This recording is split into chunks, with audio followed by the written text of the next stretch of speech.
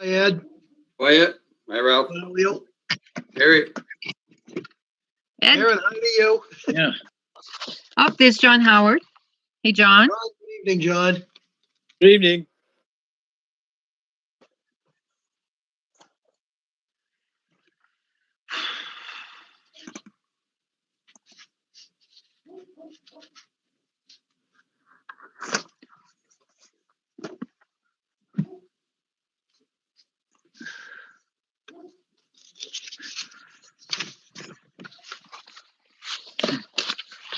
Still have a couple of minutes left. I see Paul. I see someone on the phone without a name. I'm just trying to figure out when we have a finance committee quorum. So caller Mary, one. Mary, I'm on the phone. Oh, good. With audio. This is Tom. Oh, good. Thanks. Yeah, I could see you talking on the phone. I love this technology stuff.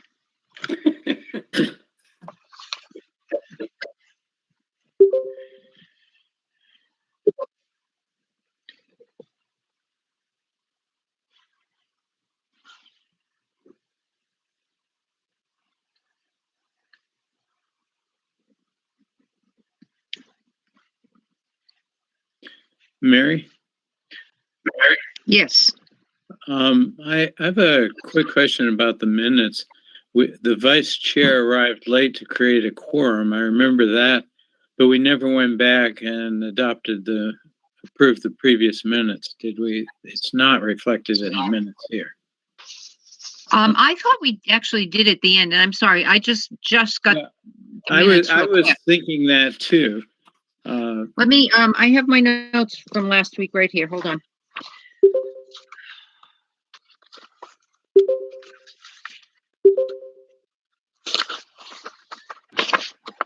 Anyway, it's just a thought that crossed my mind in passing. So. Yeah, I was thinking that we had. Okay, wait a minute. I thought I had them, but I know. Oh, I do. Here they are.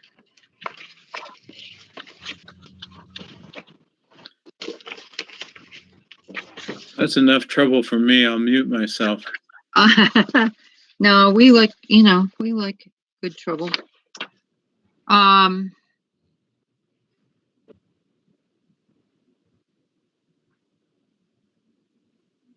Let's see. Did we go back? Yes. Motion by Chris Woodbury, second by you, Ed. We went back and approved. We did go back and approve the minutes. So if that is not reflected, then the minutes will have to be amended to reflect that. Let's see.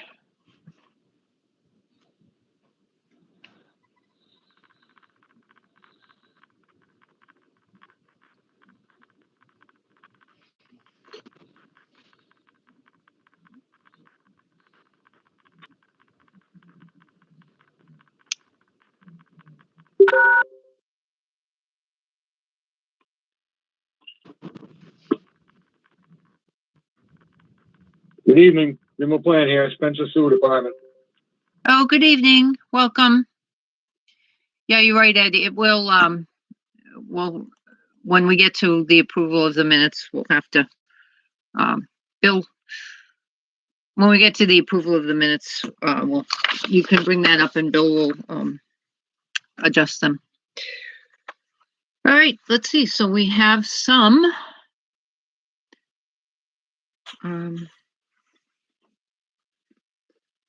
Mary, I'm going to ask how many selectmen in here. I know John Howard is there. Gary, are you there? Gary, great. We have a quorum. Tony, okay. Tony Pepe. Wendy Berthium. Wendy, are you there? Whoever chimes in, will have Mary. Please have them identify themselves like you've been doing, so that we know who's with us. But I have a quorum. Right. So I see three people who have just called in on the phone. One of them we know is Tom. So if you are, who's that? Yes. Chris Woodbury. Chris Woodbury. Okay. Who else is on the phone? Jim Oh, LaPlante, Jim, okay. Spencer Jim Sewell. LaPlante. Thank you. Got you. Okay. Thank you. Someone else just called, waiting for name just called in. All right, so we have, 42 or 3 will be done. so let's see, we have Ed, Bill Wall, Paul McLaughlin, Dennis, Chris, me, and Nancy. I see Nancy there. So we have a finance committee. We do have a finance committee quorum, and you have a board of selectmen quorum. Is that Yes. correct, Correct. Dr. Hicks? Excellent. Great. And on the phone, we have Jim, we have Tom. Oh, I see Chris Bowen, so I think we have a full. All right, Chris Woodbury. All right, I think we've got it. You all set, Mr. Chairman? Yes, I am. Thank you. All right, so we'll call the meeting of the Finance Committee to order at 7:04 PM. This is the March 30th, 2021 meeting of the Spencer Finance Committee. It is the fourth Tuesday, so this is our regular meeting, although we are meeting for purpose jointly with the Board of Selectmen to hear some of the department head reports. Are you going to call yours to order too? I am. We're called okay. to order. We have a quorum with Mr. Woodbury and Mr. Howard and myself. Other members may join us as time goes on. We shall see. Okay, and I will read, thank you. I will read the announcement. This meeting is being conducted remotely consistent with Governor Baker's executive order of March 12, 2020, pursuant to the current state of emergency in the Commonwealth due to the outbreak of the COVID-19 virus. In order to mitigate the transmission of the COVID-19 virus, we have suspended public gatherings, and as such, the governor's order suspends the requirement of the open meeting law to have all meetings in a publicly accessible physical location. For this meeting, all members are remote, and as such, all votes will be taken by roll call in accordance with the regulation 940 CMR 29.10 of the open meeting law. There we go. We're legal. Minutes of the March 12th Finance Committee. I'm sorry, I should have put Finance Committee meeting in Board of Selectmen's meeting. I will entertain a motion to approve, and I believe there is something that was left out. So a motion to approve with. The minute, I know that we approved the minutes of that prior meeting, so I'll need to put that in there. That's exactly right. So Ed, did you want to make a motion to approve the minutes with the stipulation that the prior meeting? Exactly. Okay. So. Oh. All right. Second? I'll second it. Thank you. Any further discussion? Okay, roll call vote. Ed? Aye. Let's see, Bill Wall? Abstain, I wasn't there. Okay, Paul McLaughlin? Aye, I was late. You were there for part of it. Chris Woodbury? Aye. Dennis? Aye. Nancy? Aye. Chris Bowen? Aye. And the chair votes aye. So that's 1, 2, 3, 4, 5, 6 in favor and 1 abstention. Did Mary, I I miss will make a roll call of the select board. Yep. If I may. I think we can. By all means. On your motion. Mr. Woodbury, Aye. Mr. Howard, Aye. chair votes aye. It's approved. Excellent. Thanks. Yeah. All right, now we're going to move on to our next round of budget presentations. And first, would like to welcome Chief Darren. Welcome, Chief. Tom will be putting your requests up on the screen. He'll be sharing his screen, so the folks on TV should be able to see it. And we all have our copies. Good. All right. So, welcome, Chief. Okay, I see it there. Difficult to believe another year has gone by, and you folks have had your work cut out for you this year with the pandemic, and just I I just can't get over the work that you're all doing, that your department is doing to function within the parameters that you have to function with. So thank you very much to you and all of your staff. The strangest thing was that first morning after they put the curfew on at the very beginning of stage one, driving through the center of town and trying to go about our business as if this was all just a dream. It was just quite an unusual event. And I said, this is my 22nd budget that I'll be putting forward. Oh, wow. And we certainly appreciate it enormously. That you come back every year and share what there is to share. Sure. So would you like to start? Yeah, I'll breeze through if and then at the end, please feel free to ask any questions you may have. The one page basically carries, page one pretty much carries all the salary obligations that we have under 51,000 account. The first group, which I'll go over, is the sworn folks. The next little paragraph is the dispatch. Then I have the facilities maintenance worker and the part-time dispatchers broken up. A section for animal control, section for harbor master, and then for overtime, and that's for sworn and dispatch personnel. For this fiscal year, I'm looking for an increase of 77,176, which is 3.6%. And that's basically the contract increases and increases for non-union folks. And one thing I'd like to say before I start, I had put in a request for a 19th officer with the administrator, and that was taken out of his final recommendations, which I fully understand, to get the budget to balance. One thing I would ask you is perhaps with what's coming up with the American Rescue Plan, that more money may be coming into the to the coffers of the town through unrestricted local and state aid. And if that does, I would just ask that you respectfully reconsider that request when that occurs. As far as the law enforcement goes, the first police, I'm a contractual employee through March 11th of 23. So that figure there represents what I'm currently making, plus an increase that's planned for February of next year. The next one is lieutenant, is also non-union, a contractual employee. He expires in 11 of 22. And again, his salary there reflects is 110,957. It also reflects an increase of 2%, which is planned for November of this year. We have 3 sergeants, and it's a 4-step, and they're part of the union. And their salaries range roughly, and I'll give you roughly the figures because a lot of folks are interested, is 72,392 to 76,442. And all the 3 sergeants we have are currently at step 4.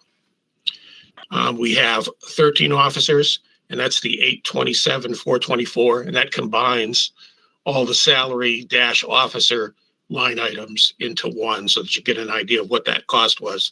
And their salaries range from a low, it's a 7-step, a low from 51,742 to a high of 65,469. I have an officer at step 3, 3 at step 5, and 9 at step 7. So we still have a fairly senior staff. Further on down the line is the detective stipend, which was negotiated in the contract. Our detective, which is an officer that holds that position, gets a $2,000 annually, which is divided up into 52 and added to his base salary. We have longevity. That longevity appears there. There's longevity just for the sworn folks. And it pretty much ranges. There's 1, 2, 3, 4, 5 steps. And from year 5, they get an extra $250 a year, up to 25 years where they get an extra $2,750. And that's divided by 52 and then calculated and added to their base wage. And we currently have 6 that aren't receiving any kind of longevity. And then we have 2 at 5 years, 3 at 10, 1 at 15, and 6 at 20. The shift differential, again, second to last one there is just for sworn folks. It's an extra $50 if they work 3 to 11, $65 if they work 11 to 7. And again, that's per week, and that's not incorporated into their base pay. That's just added to their base at the end of so it's not part of their hourly. And lastly, there it's the legendary career incentive. We currently have 2 systems, one for the legacy folks that were part of the Quinn bill, and that's 25% for a master's, 20 for a bachelor's, and 10 for an associate's. And we currently have 9 at the master's level and 1 at the bachelor's level within that category of that group. And the local incentive that the town has negotiated with, if it's contractual, is 20 for the master's rather than 25, 15 for the bachelor's, and 7.5 for the associates. We currently have 3 at the bachelor level and 1 at the associate level for there. And that's factored in again as part of the base pay for the purposes of calculation of overtime. The next group that we have is the dispatchers.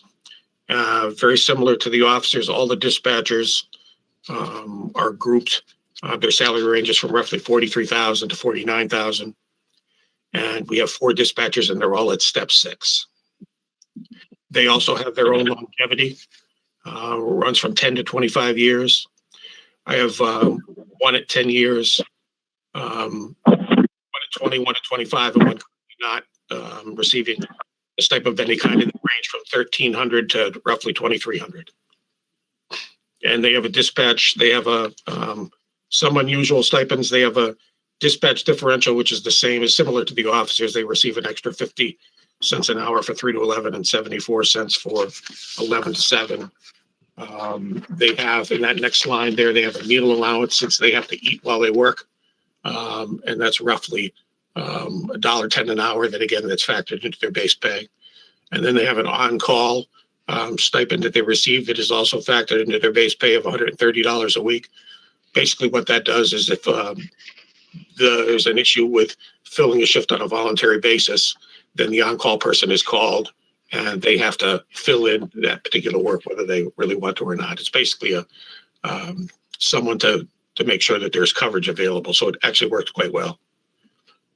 The non-union folks, facilities maintenance worker, we have a gentleman that's $19.50 an hour for 12 hours a week. And they basically handles all aspect of the maintenance of the building besides cleaning up around the outside, mowing the grass. They handle all the inside maintenance, cleaning of the cells, cleaning of the cars, all the disinfectant duties that we now have thanks to COVID. And they do Monday, Wednesday, Friday, 8 to 11 is the hours that I have set up for them. So that works quite well as also.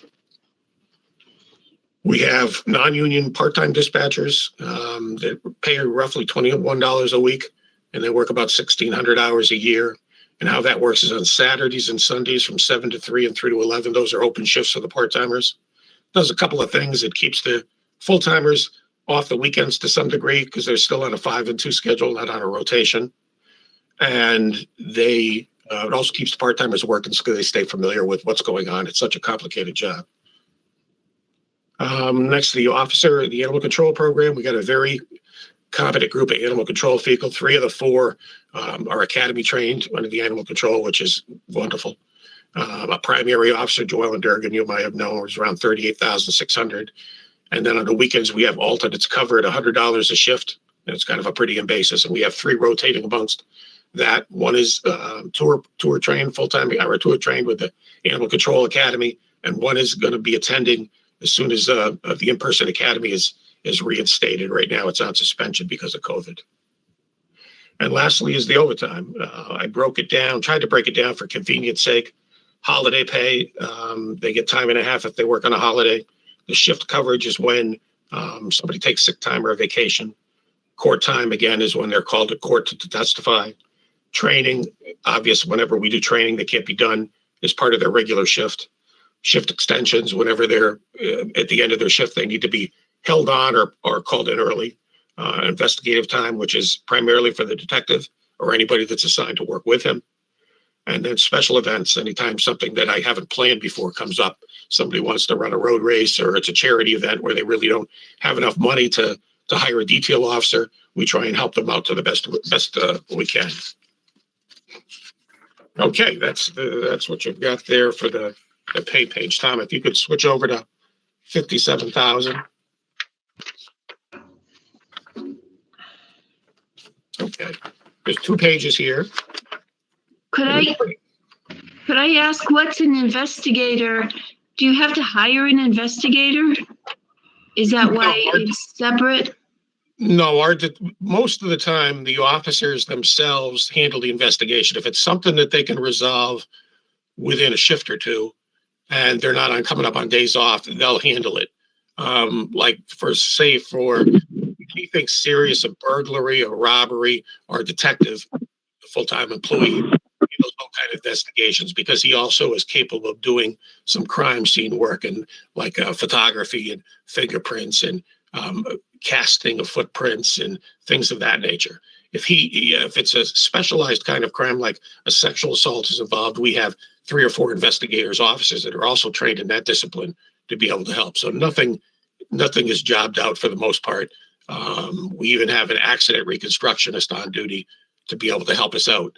On occasion, we need response to help us just as far as manpower goes. Then we'll draw from neighboring communities, but it's never in regards to a specialty like an investigation. Those are things we do all ourselves.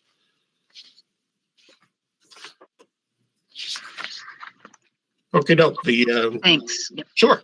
The 57,000 is 2 pages, and that's basically all the expenses for operating the police department. The only thing that really doesn't appear on here is gasoline, which is handled by the utilities and facilities department, which happened maybe about 5 or 6 fiscal years ago, which is wonderful because that was back at the time when gas was fluctuating $1 or $2 a gallon over a period of weeks, and it was just a monster to try and budget. But everything else is on here, actually short of snow removal. I don't have that. And I've tried to group it into categories that a layperson could look at and understand. But if there's something that you see here that you don't understand, please let me know. I'm level funding this from last year because we've been, for the most part, able to get by.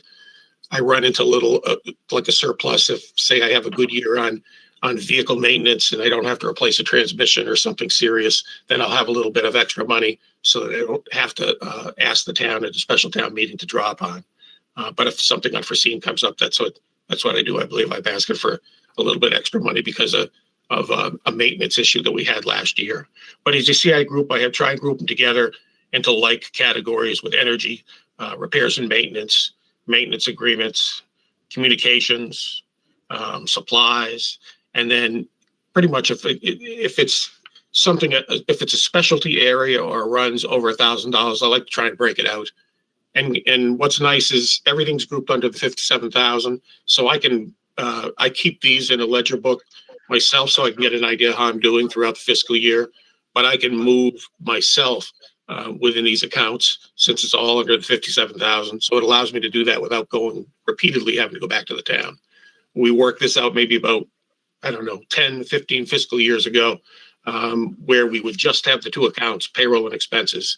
And it really works wonderfully from an administrative standpoint to be able to make the most of what I have and not have to ask for supplemental funds or come back to the town or at a special town meeting and ask for transfers. So that's pretty much all I have is unless you have any questions, I'm happy to answer anything. I had a question. Sure. Go ahead, Nancy.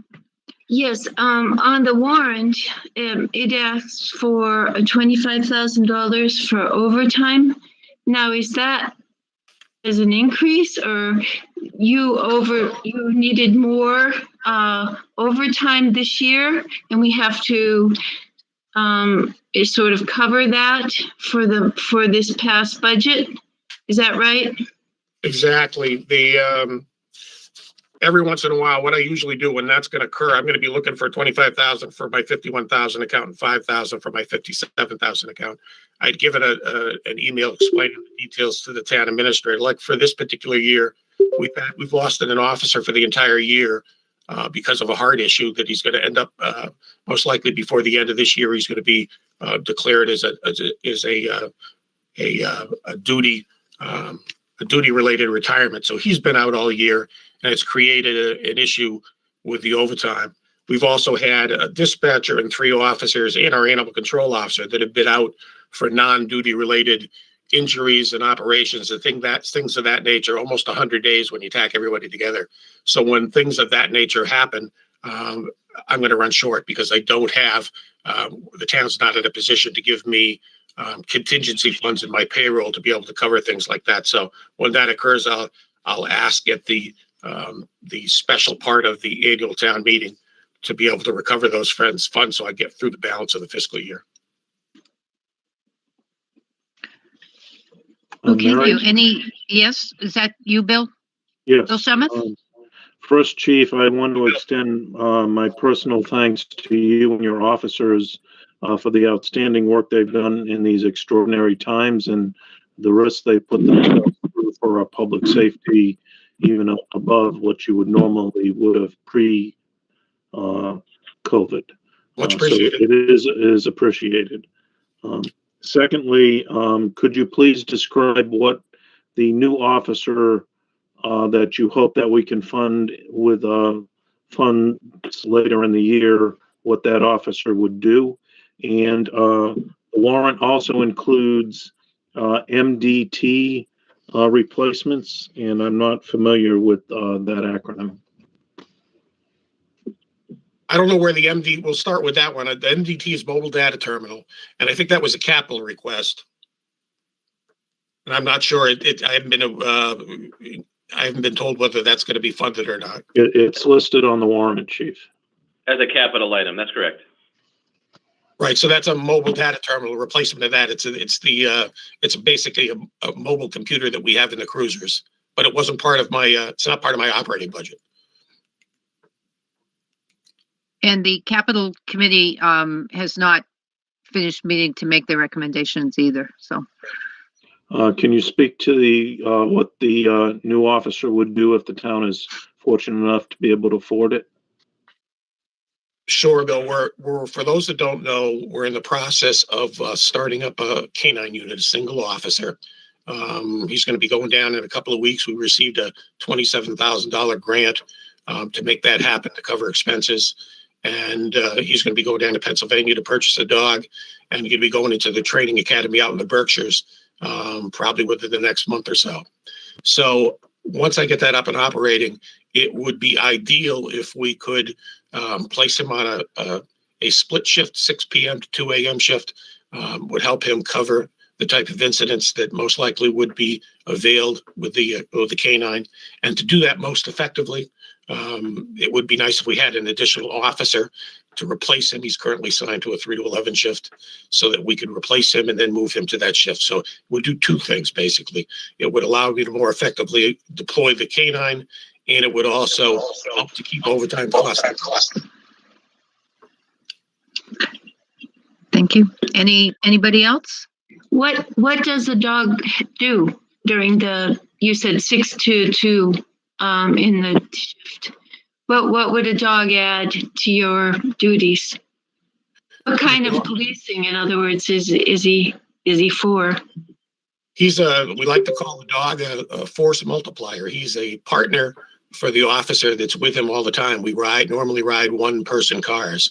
And the officer does two functions. He does patrol. He patrols with the handler, protects him.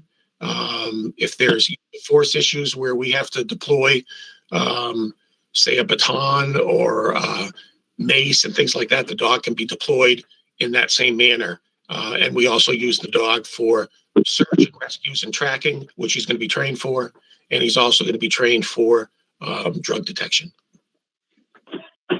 So I was wondering, do you keep statistics on the type of actions that you take? For example, if it's a traffic related violation, or if it's, a violent crime or domestic issue, or just simply, noise related, someone's complaint. Do you categorize it like that? You're exactly right. If you look in the annual report, you can see I break a number of different categories. There's the arrest and complaints we had for 2020. We had, for example, 555 arrest and complaints, and they're broken down all the way from drunk driving, protective custody, all the way up to rape and murder. And then offenses are broken down in the same manner. And then I do a list, what I call select calls, which have accidents and 911 calls and medical calls and fire calls and alarm calls. And then there's broken down by shifts. We had totally 35,535 calls throughout the year. The animal control calls are broken down. All the citations are broken down. So yes, if you check out our annual report, which is online, I believe Brenda has helped me upload the 2020 annual report. It'll have tons of details and pretty much everything I think you're looking for. Okay, is that on the police page? Yes. Police department page? It is? Yes, it is. Okay. Okay, great. Thank you. And if it isn't, for some reason it isn't, and it's got last year's on it, throw me an email and I'll send you a copy. Okay, thank you. Or Thank you. I just have two things. Number one, I'm glad that the request for the officer is front and center, and I sincerely hope that we can make our way toward that. But now, do you anticipate that there will be some federal funds that come along because of COVID that directly affect or will be directly applicable to law enforcement? definitely not. They're not going to label Oh. everything. I think they're going to make Okay. it so that it's a. But what I think my thoughts are, and I'm not a fan of using. I know it's come up before of using non-reoccurring revenue for hiring a personnel because it just doesn't. It makes it difficult to retain them later. But we're currently our cherry sheets are using fiscal 20 money. If hopefully that money comes to the towns from the state and you're allowed to boost up your local revenue, it may make the budget picture a little bit better, and you may be able to put on your highway guy and put on another police officer and take care of a lot of other things that need to be done and then have that revenue in future years. Yes, yep. We hope so too. And let me ask you, the school resource officer, you intend to retain the school resource officer? There's been so much controversy about that position elsewhere in the country. Yeah. I've been asked to comment a couple of times. I think ours is working famously. If you ask the superintendent, he will agree. We've been able to maintain the position throughout COVID. We've helped the school even when they're in their remote status because they still have issues that come about from a security standpoint that need to be dealt with. Like I said, any doubt on whether it's working as well as I'm saying, please feel free to, and he'll hate me for this, call the superintendent's office. And he's been my biggest fan in regards to this position. I'm glad to hear that. I support the concept. Dr. Hicks, do you or any of your folks have questions for the chief? Gary, John, do you have any questions? All set. Thank you. Gary? I'm all set. Anything else from my board here? Tony or Wendy? Guess not. And I'm okay, Ralph. okay, thank you. Madam Chairwoman, there's just and Chief, there's just one more sheet here. There's a third. There's a third sheet with general expenses. Let me advance that. There's no increases though, Tom. It's completely flat. There are no increases on that sheet, but thank you for bringing it to our attention. I don't customarily question somebody when they're not asking for an increase. Okay. No, and I agree with you, Ralph, but it's just helpful to put it up on the screen so everybody can see it. Yeah. I agree. Yeah. Chief, Any questions about any of those? Any questions about any of those? I can. Well, there was $5,000 more required for expenses on the warrant coming up. So, what would that be if you're level funding it? Why would you need that? Well, that funds what I'm proposing here is for fiscal 22. What I'm asking for the $5,000 for is to complete my fiscal 20 budget or fiscal 21 budget. That was one of the things that I said that it we have, and a couple of items came up in fiscal 21. One was, I had to pay a cleaning company 2 months to come in to cover while my custodian was having his knee replaced. And then our computer-based fingerprint device, which was supposed to last be a lot longer than it did, malfunctioned and had to be replaced. So that was the need for the extra 5,000. So I don't anticipate those items happening in fiscal 22. That's why I'm level funding the budget there. I don't need that additional money, but I do need it this fiscal year to get through the balance of these few months. Thank you. Can you also tell me, is the school resource officer, is that a full-time position? Or Yes. it is a full-time position? Yes, and it's paid by us. It's in my salary. Right now, the schools don't, I believe that they don't have school on Fridays, so he returns to his patrol duties. And then during the summer, he also returns to his patrol duties with us, which helps us with overtime and issues, because when people take vacation, the added person on during the day allows me to allow the vacation to occur without having overtime expense to cover the vacancy. But you So still Nancy, he's not, you still Go ahead. needed extra overtime though, over and above. So he didn't really fill in that much, I guess. I don't know. Well, this in this particular year, like I said, I have for an entire year, I've lost one full individual. So we've actually been short one entire person for the entire year because of a duty injury. And then I've had a dispatcher out for 45 days, one of my sergeants out for 35 days, one officer out for 20, and then my animal control out for 15, all due for non-duty related things, which means they take sick time. And if it occurs on a day where we're short, I have to use somebody for overtime. So yeah, he covered, but he can't cover all that. Okay. Sure. Thank you. Anytime. Chief, Doctor? yeah, on the school resource officer, roughly what percentage of time when school is in session does a resource officer deal with just working with the kids in terms of getting them to get to know him, be comfortable around a police officer, and what percentage of time is spent doing security issues? I like to call him both, because the way we have it set up is he's in each school probably in equal time, unless he's been drawn into a particular situation. So Right. he's helping them interact with kids almost on a daily basis, almost every minute of the day.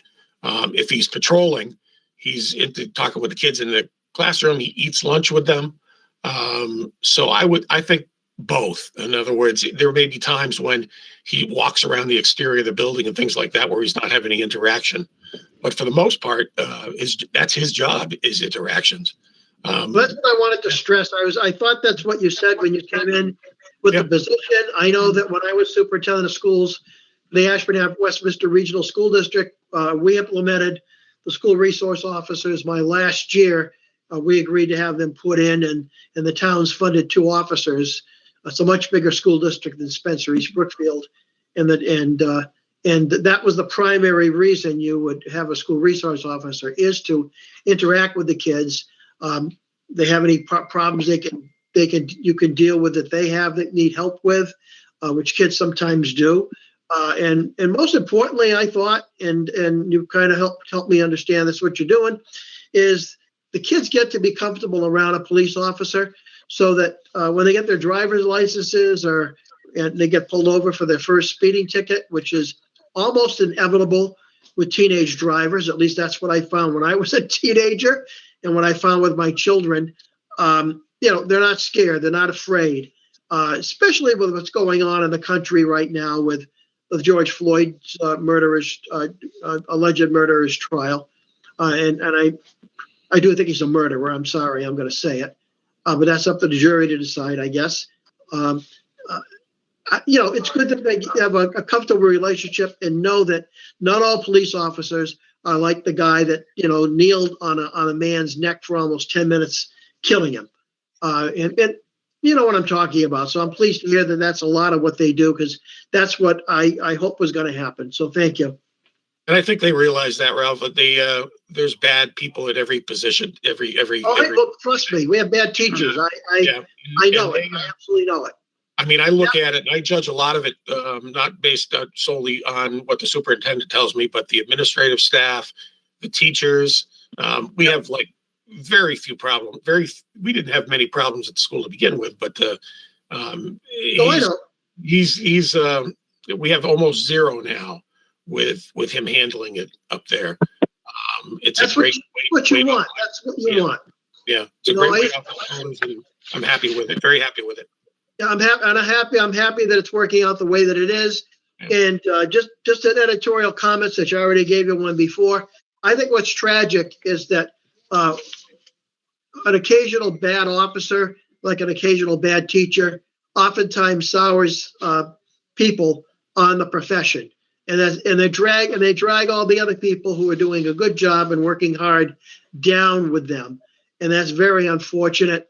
But I think it's really important that our kids get to know a police officer in a positive vein, and I think whenever they have to interact with a police officer, whether it's a domestic or a speeding ticket, or they need help because they've been assaulted or robbed or whatever it may be, we're going to be a lot more comfortable around someone wearing a uniform than they would be if they didn't have a positive experience in school. So thank you, and thank your officer for that, please. Yeah, I agree 100%, Ralph, on what you just said. Thank you. Thank you very much. Any additional questions for the chief, comments, etc.? Well, with that, thank you once again, Chief, so much for coming and explaining everything and sorting it out for us. And well, fingers crossed we can find the funding for that position.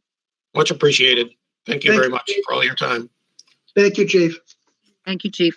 All right, next up we have utilities and facilities, water, highway, and transfer station, and that would be William Cundiff. I have not met Mr. Cundiff, but welcome, sir.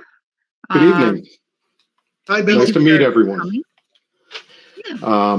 Yeah. So it's a pleasure to be working for the town. So I'll start with the water department budget. That's what we have on the screen right now. Pretty much it's a minor increase of just over 2%. It includes the stipend for the water commissioners and the salaries for the chief water system operator and the two other system operators, as well as a water laborer. We also have a seasonal laborer in the budget. And in addition to that is 1/3 of my salary and half of the clerk's salaries that are in the utilities and facilities department. So that's the salary portion. It's pretty much what we've seen in the past with minor increases. If you want to move on to the expenses portion, all the expenses are going to be level funded, and they include power, heat, cooling, water system maintenance and testing, the chemicals to run the plant, equipment maintenance and testing, and vehicle fleet maintenance, along with the facilities, maintenance and permitting, and office and staff expenses. So really, that's being level funded. It's been level funded, and I see that it's a consistent recommendation with the town administrator too. So I'd like to break this up in sections. If we have any questions on the water department budget, we could probably take those now. Questions, anyone? We will. I just want to remind those watching that water department is an enterprise account, so that it is self-funded. It's, although we vote recommendations at town meeting, all expenses are covered by revenues. That's correct.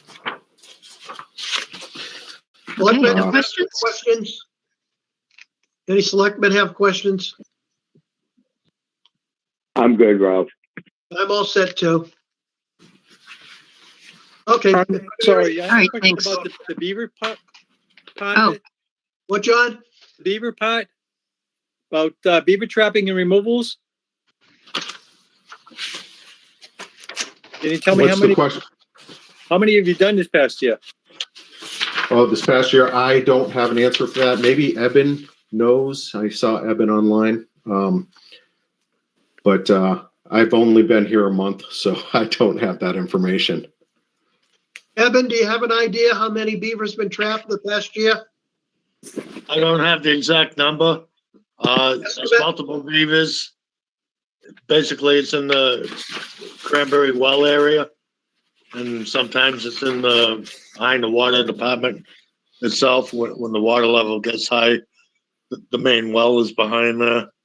And I'm not sure if we did any there last year. I know in previous years we've done it behind the water department building, but generally in the past year it's been Cranberry Well. Because a few of the kayakers has mentioned going up to 7 Mile, there's a couple dams they have to pull out of the water to get across. So they're probably going strong again behind the wells. No doubt. Thank you. Thank you, John. Don't go anywhere, Eben.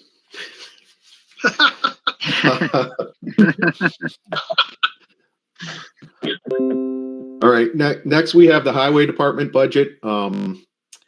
We have maintained our crew. I know we put in for a new facilities maintenance person, and I still think that's an essential position.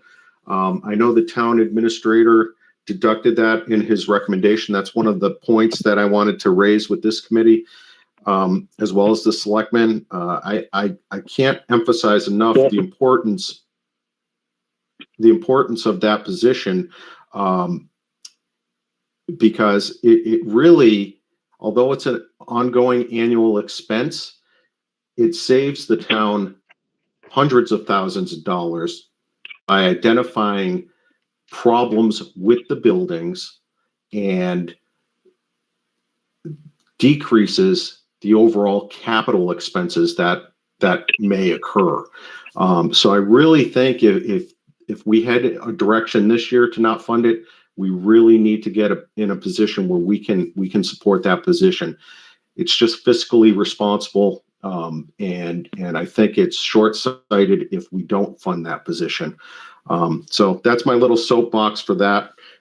With regard to the other positions, they're just modest increases for all the positions. We have the highway foreman, one mechanic. We have 2 heavy equipment operators. I'm sorry, 3. And 4 heavy equipment operators. We have 2 light equipment operators, and then we've taken out, well, the town administrator has deducted the facilities maintenance lead, and we've also deducted the seasonal laborer. So that's it for the salary portion. Unless, Eben, you wanted to add to that? The only thing I'd like to add, we're having a hard time filling the positions. Currently, we have 2 positions open, a light equipment operator. Actually, 2 light equipment operators, but we chosen to advertise as a laborer. Seems more and more difficult to find somebody with the correct DOT license or hoisting license. So we opted for a laborer's position. Hopefully, whoever we hire will take the initiative to step up and to get licenses. Madam Chair, before we move off the staff budget portion of this, if either Eben or Mr. Cundiff can comment on how many staff would be ideal for the highway department. My sense is they're down more than just the one person budgeted for as to what they should have. Well, I know we're down 2 positions technically, but I think that 3rd position that I spoke about, the facilities maintenance lead, would be a position that was eliminated a number of years ago, but we're trying to reinstitute it because of the value that's brought with that position. Eben? So one of the things I want to comment on is back in 2013, we had a budget crisis with the school department. And at that time, the building or facility maintenance lead position was basically eliminated.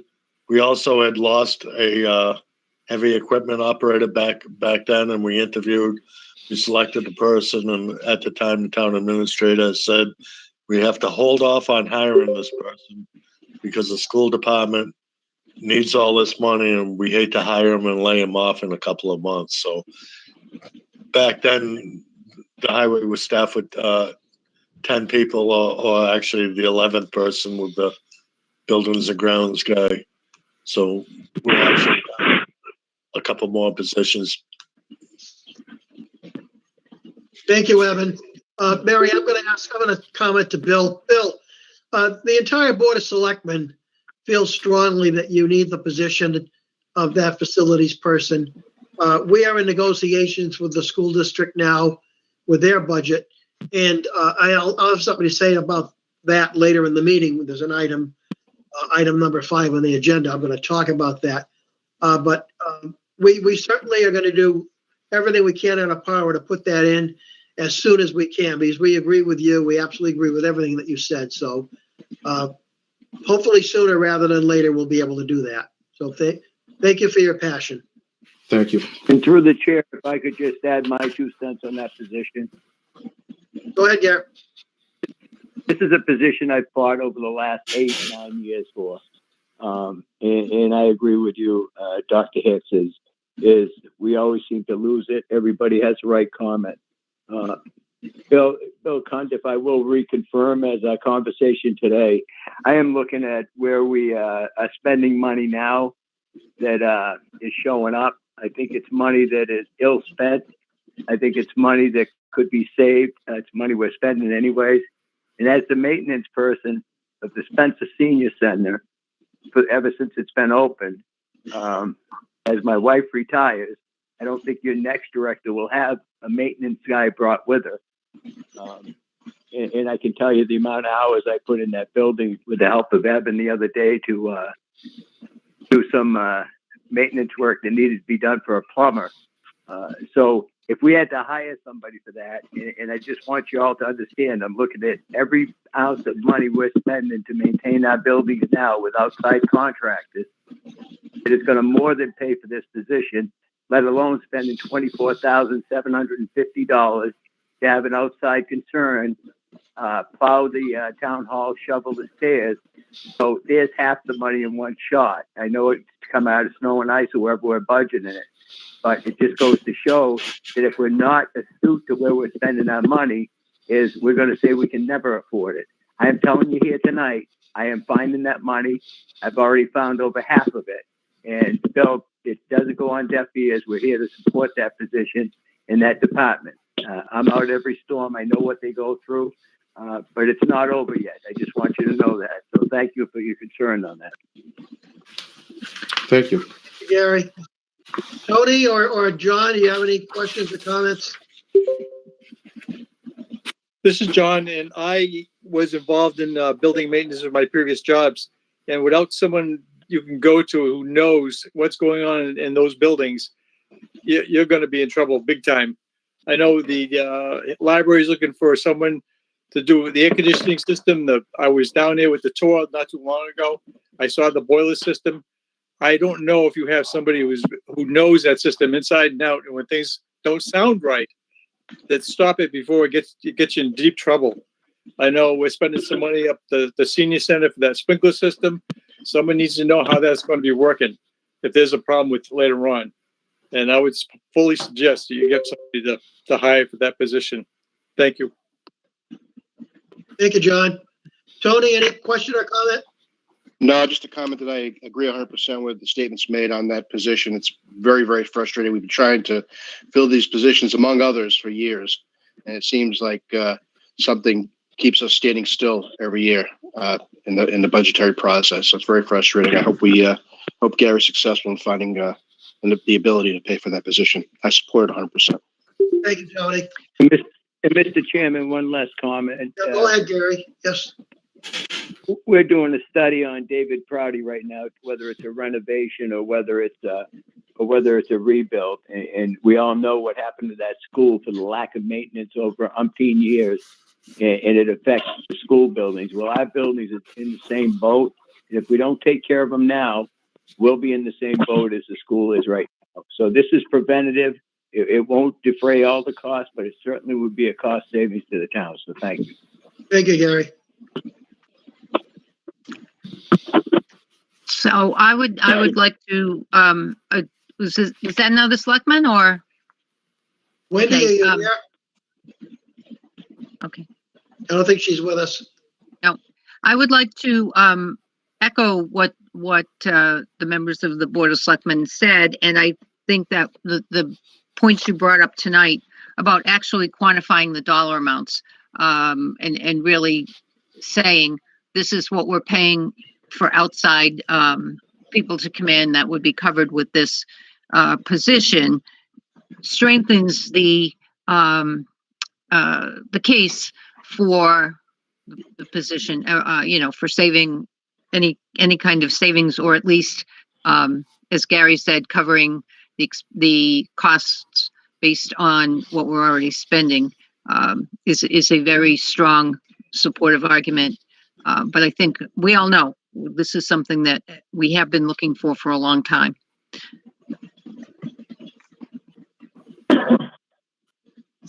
Any other finance committee folks?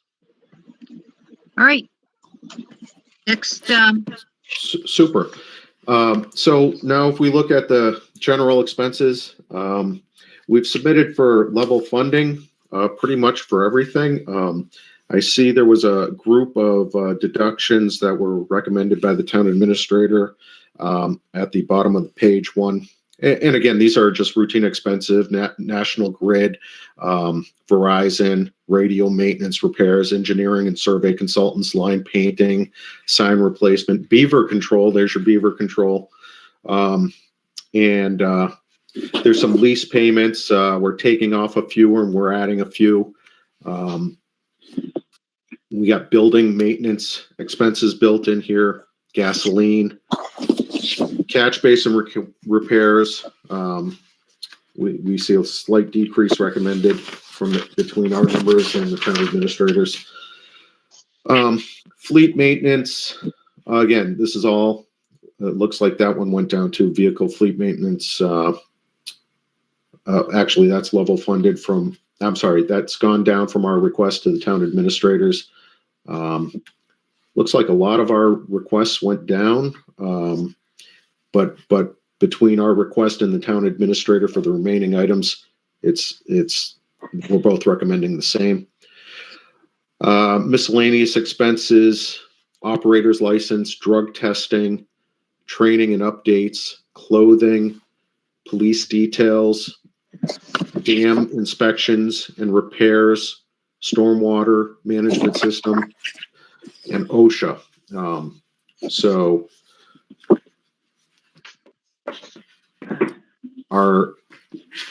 between what we've requested and the town administrator, there's a differential of about $10,000.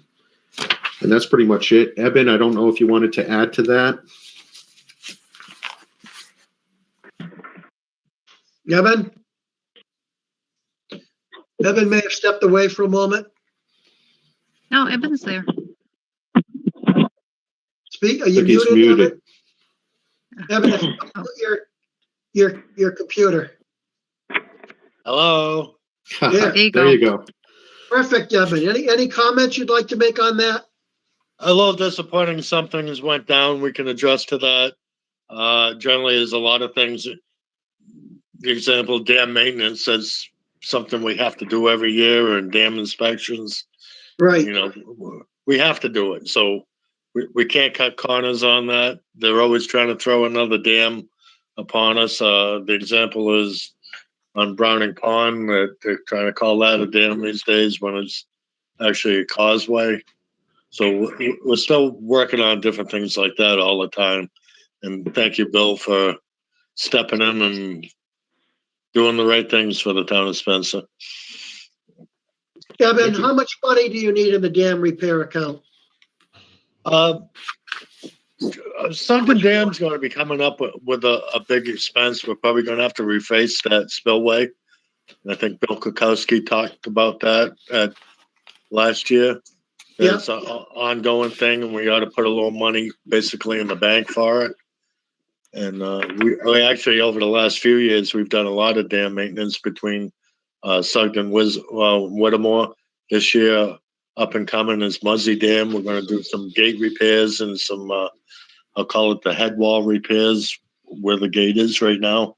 A lot of water's leaking by, and Right, the right. concrete has really deteriorated on it. So it's an ongoing effort. So the money really has to be there to keep the ball rolling on it. Muzzy Dam is, I believe it's a high-risk dam. Bill, can you comment on that? Or Not high, it's a medium, I believe. a medium, but there's a lot of erosion on the face of the dam on the water side that the engineers are suggesting that we riprap that whole front, put riprap heavy stone on the front of for erosion. I know we have a lot of complaints when we lower the lake. They think that's a beautiful lake apparently and want to go fishing and ice skating and everything else. But we're trying to protect the infrastructure by lowering the pond every year. We do it under a permit, a dam maintenance permit type of deal. So these are always ongoing things with the highway department as far as mowing and maintaining. Last bunch of years, we've done serious brush cutting on Sugden Dam and Whittemore Dam. And it's an ongoing effort by the highway department to keep this infrastructure up to par. Yeah, but as far as Muzzy Meadow goes, one of the first things I did when I moved to town in 1960 was go fishing in Muzzy Meadow, and that winter go skating on Muzzy Meadow. And kids have been doing that long before I came to town. And I hear what you're saying, and what I think we need to do, and not take up time tonight, is you and I and Bill need to talk and find out just how the fish can be sustained there with lowering the level of the water without killing them, which may have already happened, unfortunately, and we'll have to talk about trying to get some stock back in there after the dam is fixed, because there's no sense in doing it now since it's going to be drawn down again very shortly. But you and I can talk about that. As far as the money part goes, I'm disappointed it's not there. I know the administrator has a difficult time trying to present a budget to the Board of Selectmen and the Finance Committee that's balanced. And that, unfortunately, is low-hanging fruit for him.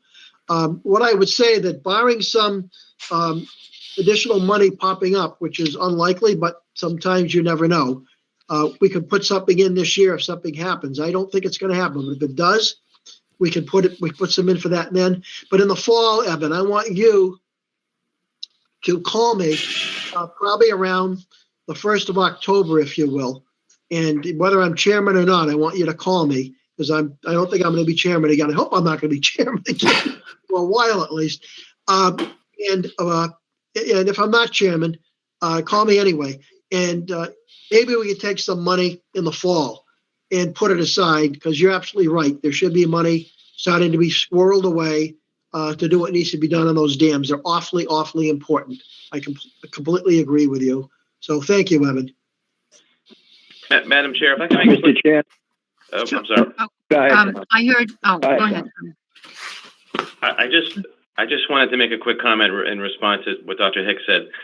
Is that the requests that the departments submit to me are crafted very carefully, and I take them very seriously.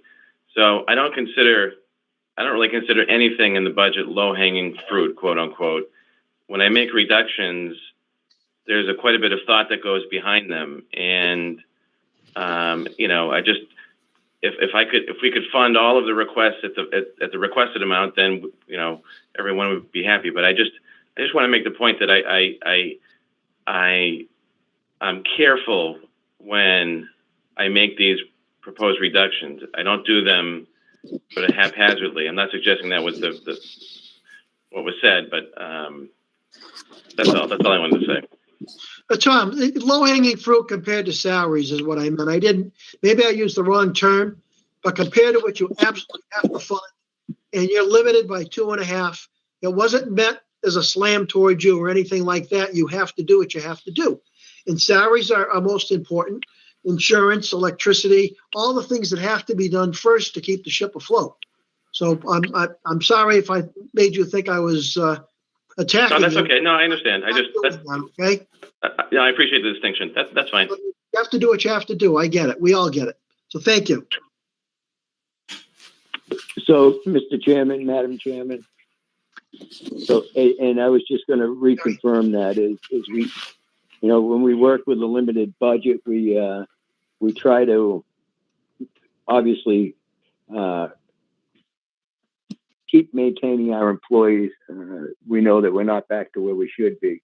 I do have some ideas on this, which I'll go over with the town administrator, because as much as I like reading through the warrant, I don't think we're close to where it's going to end up. At least my opinion, I think there's some adjustments we can make in some places. But our dams have been neglected for a long time.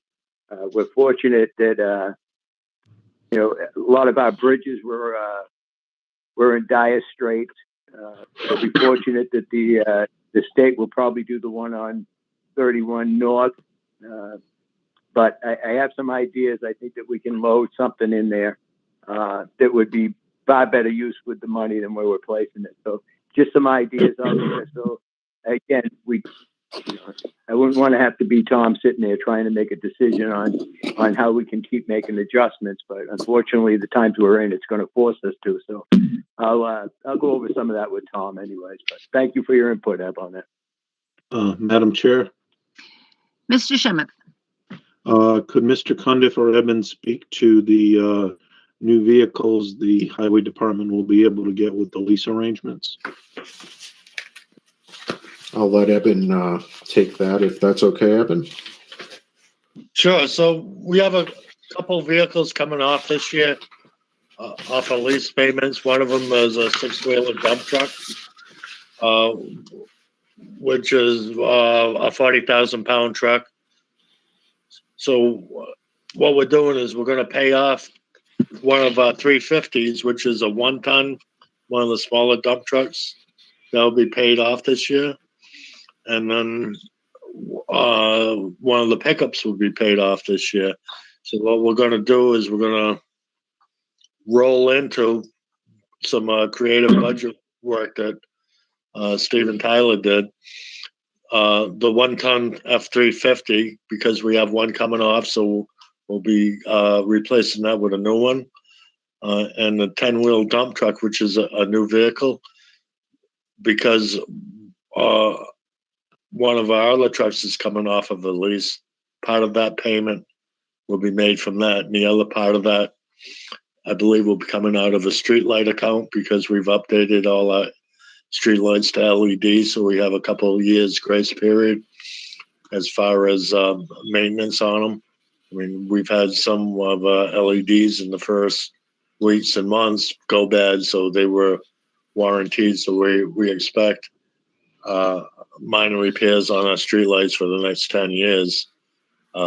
Usually it's a fuse or a small problem where we won't actually be replacing the head. So with that ability, there's been in the highway budget forever, the streetlight account. When it goes bad, it goes bad. And now hopefully it's going to go good for 10 years. That it kind of explains it.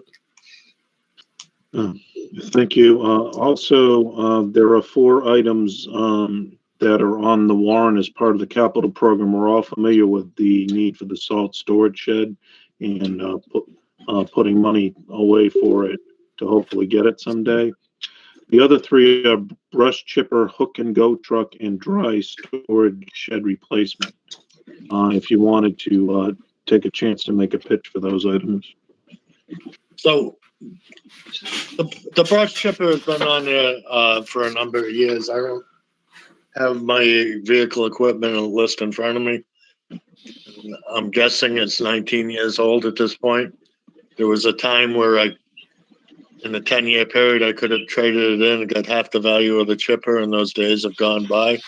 So this chipper kind of has its issues, and if you know anything about the weather these days, we've had numerous, at least once a month, high wind events where a lot of trees and a lot of damage, roads closed, power outages and everything else. And almost seems like once a month. So when these events happen, we're out for the next week chipping up brush and everything else. So that's the reason why it's on.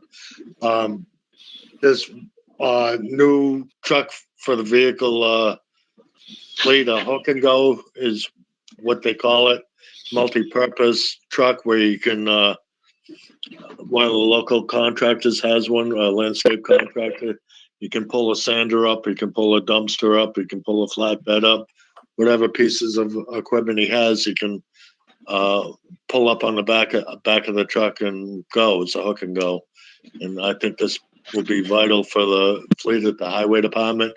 It'll be under the class for a CDL license, meaning that it's under 25,000 pounds. So a regular laborer could drive it. It'd be a chip truck, trash truck,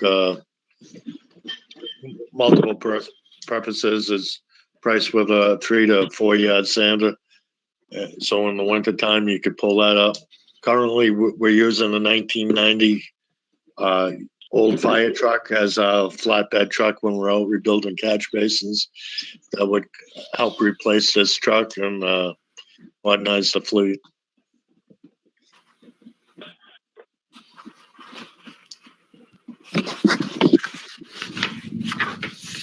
Okay, is that good, Bill? Bill Summit? Yes? Yes. Okay, thank you. Any additional questions on the highway department? So I had a question, Evan, about the street lights. You mentioned the street lights. They've all been changed to LEDs, right? Correct. So the maintenance on those is less? Is that the idea? Because they last longer, is that right? That's correct. The life expectancy, I believe, is in the 10-year period.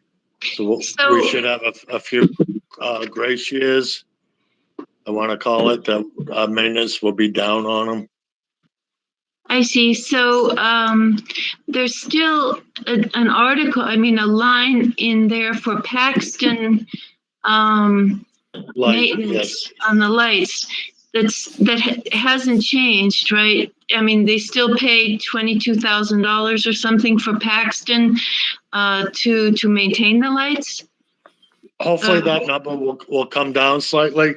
I mean, currently we have had them in once a month. Different things. A lot of it could be a wiring issue. When we converted all these to LED, the lights were the wires were just running to tie into national grid wiring. We're finding a lot of problems with, like, there's a fuse in between. The other one is storm damage. When we have a street light knocked down by a branch or whatever, they have to come in and change out the arm and the head and everything. And that's one of the major expenses. But you keep that contract with Paxton then to do the streetlights. That's going to continue, that you pay them to do it, right? Right, and that you said it was 22,000. That number isn't set in stone. It depends on damages. It depends on outages. I see.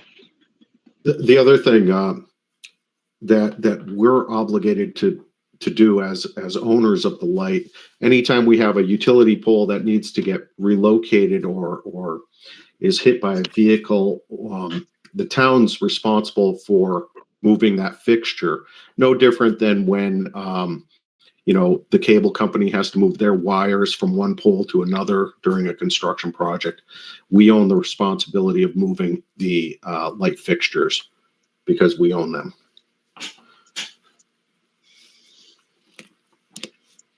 And as you know, we have a number of road projects going on. So through the chair, Nancy, are you all set for right now? I'm sorry? Are you all set, Nancy? Yes, I guess so.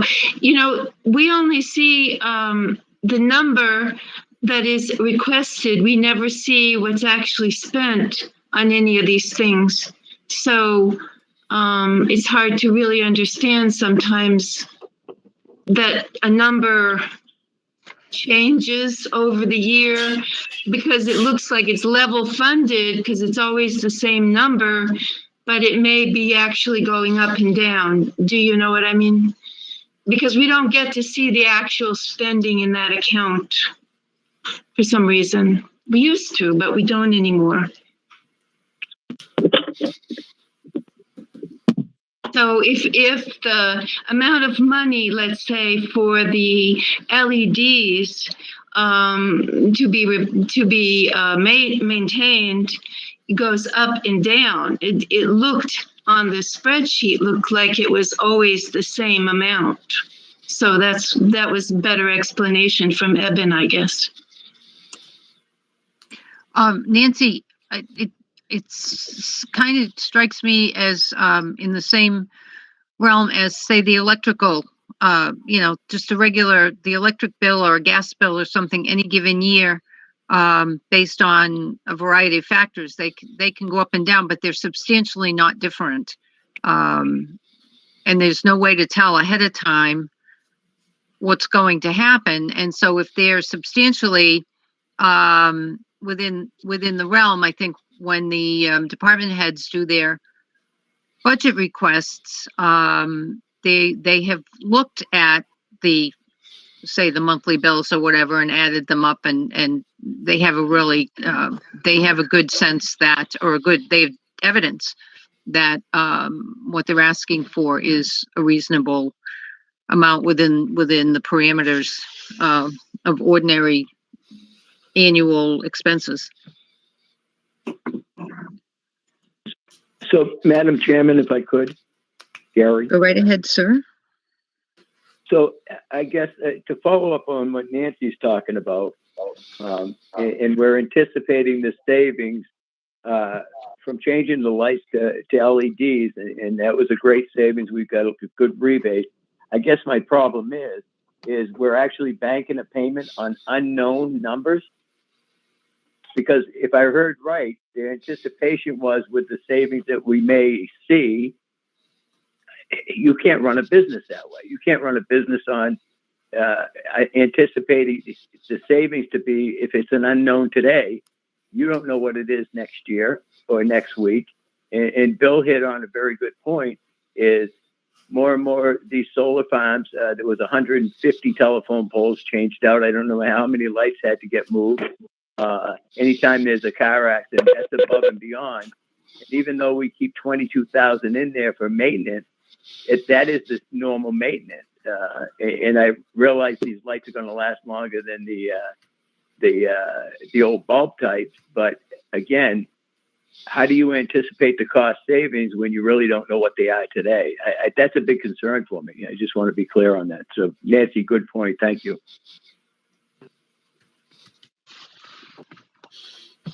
So I like, Madam Chair, I'd like to make a comment too. Go ahead.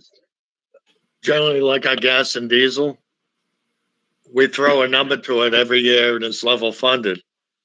Obviously, this year, you look at the price at the pumps, and probably before the end of the year, we'll probably go over on that account. So it's all one big piece of the pie at the highway department. So if we're under on streetlights and over on gas and diesel, guess where the streetlight account's going for is to pay for gas and diesel. And absolutely, Evan, I agree 100%. But we normally don't take an unknown number to put it into something that's going to be a reoccurring expense without a known funding source. It's anticipated, but it's not known. That is not good business practice. I don't care what business you're in. And that's my only point. I agree with you. We can't control gas, oil, any of that. And that's an unknown. Just like this becomes an unknown and you have to adjust and obviously that's why departments come back at the end of the fiscal year, as you heard Chief Darren, to say, listen, my overtime account was up a little bit. I need money to backfill it because an officer was out. Chief Parsons, I had a breakdown in the truck. It's an unforeseen expense. We need to pump money in. I just have a hang up when we say this is a vehicle, so we got to take the money from wherever, free cash or whatever at that point from next year, take it away from something else because we don't have a known number. It's just, that's not good business practice. That's my only point. Not that it's not a great idea, but it's an unknown number. Thank you.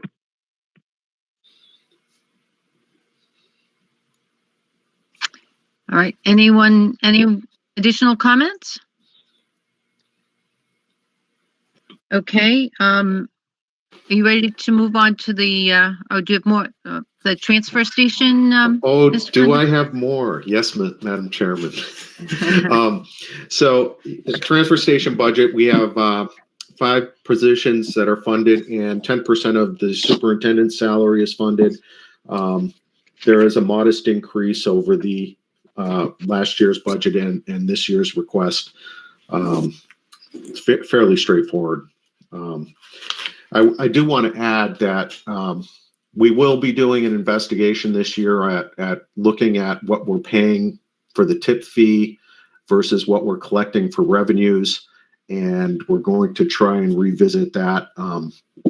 Look at basically ways to maximize our revenue on what we're doing out there.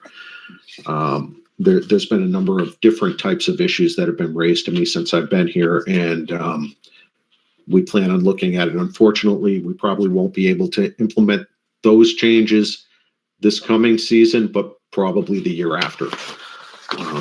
So looking at the expenses, we have our basic costs, Wheelabrator, which is where we dispose of the refuse, the hauling companies for both the waste and the recycling, construction debris hauling and disposal, our hazardous household waste, compost, grindings, our electronics recycling, waste oil processing, getting the stickers and the bags, the electricity at the facility. We're also looking at maintenance on the equipment that we have and consulting services. And really, that's it. Fairly straightforward. We're looking at a minor increase from last year. And I think that's it for the transfer station. If anybody has any questions on that.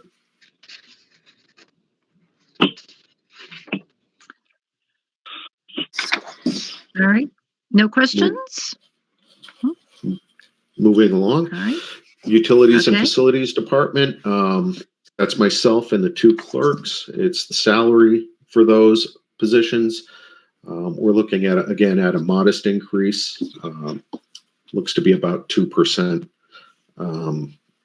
And some of those costs are offset by those revenue sources from water and transfer station that I mentioned previously.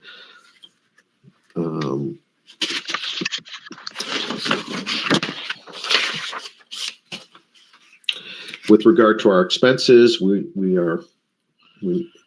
level funded completely from, actually, looks like there's a minor deviation. I'm not sure which it is, but well, it looks like building maintenance, we have an increase. But aside from that, we're level funded on our expenses. And this includes, consultants for monitoring the landfill cap and doing environmental monitoring around the landfill. We have an easement that we lease from National Grid that we pay for. Utilities at the Lake Street School, our GIS, Geographic Information System, which we use for, everything from street sweeping, monitoring, catch basin cleaning, stormwater management. It has a lot of uses, and then just the general office supplies beyond that. So that's for the UNF expenses. Any questions? Comments? Okay. Next, snow and ice. I'll let Evan take this one if he wants.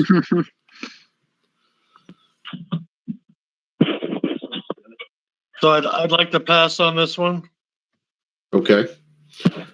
So it looks like, I don't know, Tom, do you want to jump in on this one? Sure, I can, yeah. Thanks, Bill. So I bumped up both the highway overtime and the general expenses here to better reflect a typical New England winter. So I actually had a higher numbers in for both of these lines earlier in the budget process, but have reduced it slightly. So the total increase is, I believe it's a 10% increase. The overtime number just really is a reflection of the increased salary rate for the highway employees. So I bumped that up. And then the private snow plowers, a number of those rates were increased by the Board of Selectmen not too long ago. So you can see I've increased that from 45,000 to 55,000, and I've bumped up the salt and sand by $10,000. So the idea here is, I think you all know that DOR allows municipalities to deficit spend this account. That's not true with the majority of other municipal accounts. So what typically happens in towns like Spencer and others is that the snow and ice number is intentionally underfunded, so that we would be bringing a deficit to town meeting, which we are this year, a relatively small one, which is good.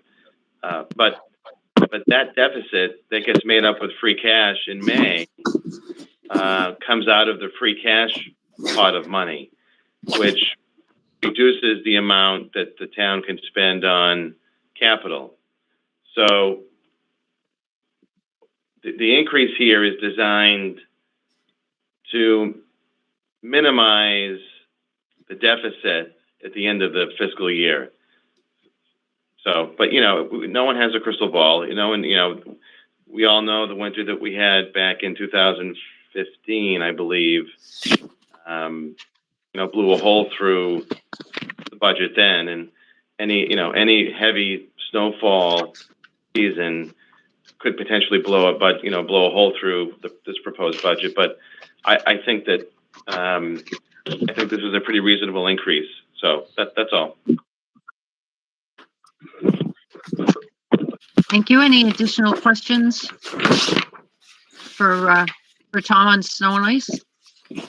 Except, what can you do to make sure the season's over, I guess, for snow and ice right now?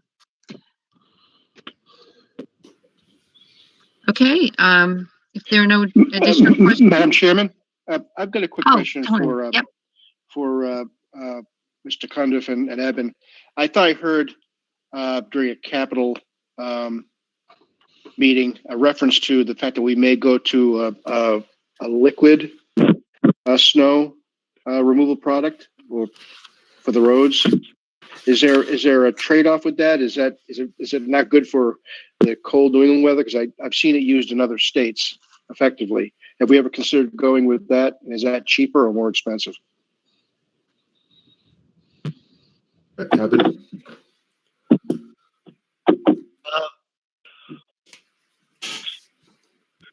There is payback to it because you could probably get by with putting less salt down on the road. So there is a payback to it. Obviously, when you use this product on a good road, you wouldn't use on an old, dry, cracked road because the product would go into the cracks and not remain on the surface of the road. So a well surface road, I'll call it, there is an advantage to pre-treating by putting it down wet. I think everybody's seen it one way or another, whether they have used it on Route 9 here, but typically on the major interstates is where it's used more often. What that does is keeps the snow and ice from forming to the road surface, so it's easier to scrape off. And then after the storm, it does help to melt down the residuals after it's plowed, and there's, say, like a quarter-inch of snow on the road, it will melt it off. Same thing that salt would do, but it's more controlled with salt. You're going down the road, can bounce off the edge of the road or work its way to the edge of the road where it's not productive. So there is an advantage with going to liquid. Have we ever looked at that product as possibly using it for some of the roads, or is it worth it? Is it worth the cost savings to us?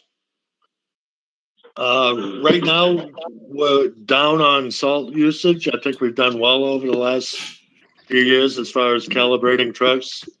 In the future, possibly more towns have to do it to make it more productive for the town of Spencer. Right now, there's not a lot of towns. A lot of it's Mass DOT.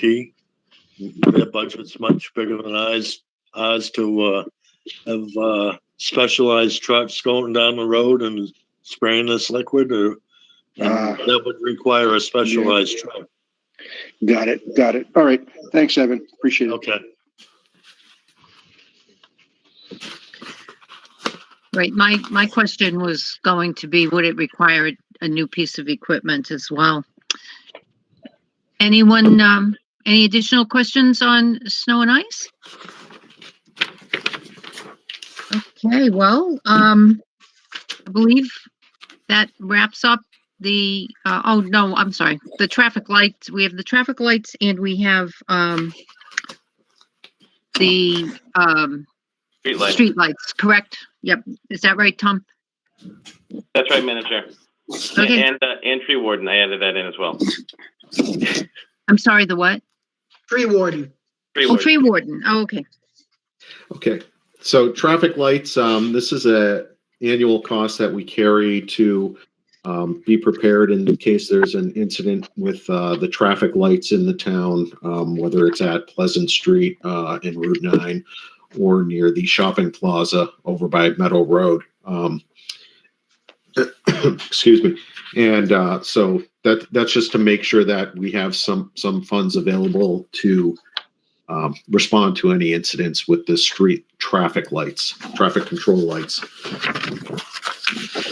So, Bill, I want to correct you on that. The traffic lights are Pleasant Street and Maple Street, the ones down by the big Y are controlled by Mass DOT. Thank you.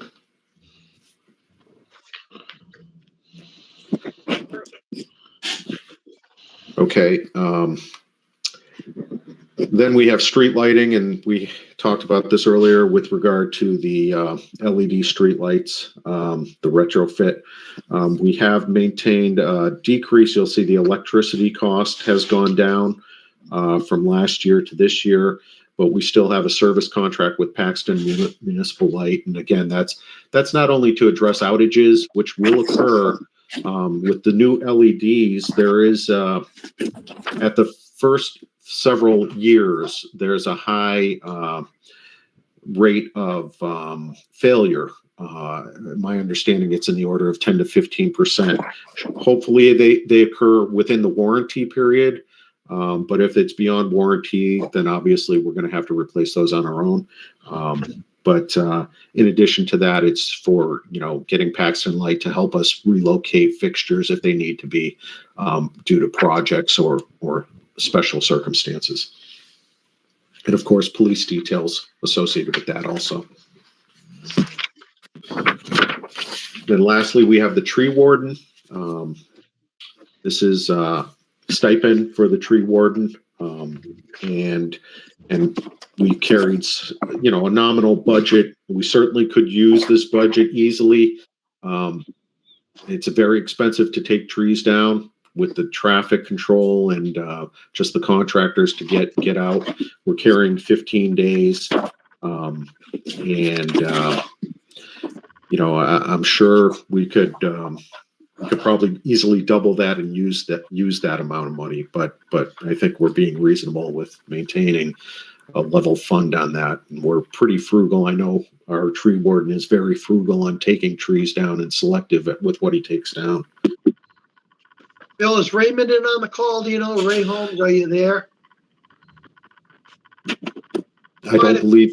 I don't think he can. Yeah, I don't Go believe. ahead, Bill. I'm sorry. Yeah, I don't believe he is. This kind of appeared in my budget tonight, so I was not expected or prepared to speak to that, but That's all right. I think it's pretty self-explanatory, yeah. from my point at least. Thank you.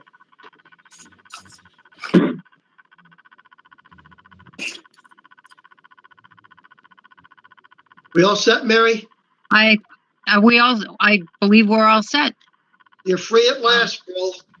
Thank you, everyone. Thank you, Bill. Relatively so much. painless. Thank you, Bill. Thank you, Evan. Thank you. Appreciate it.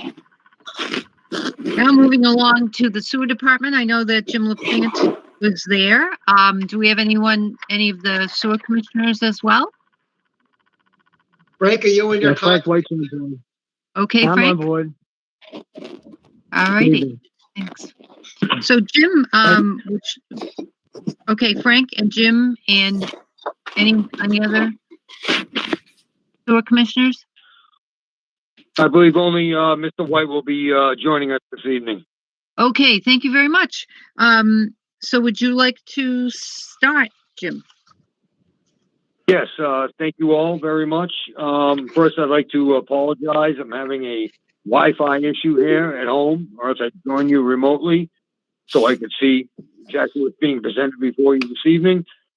But when we get into the meat of the matter from the FY22 budget detail, you will notice no major increases other than what you would normally expect in an annual basis.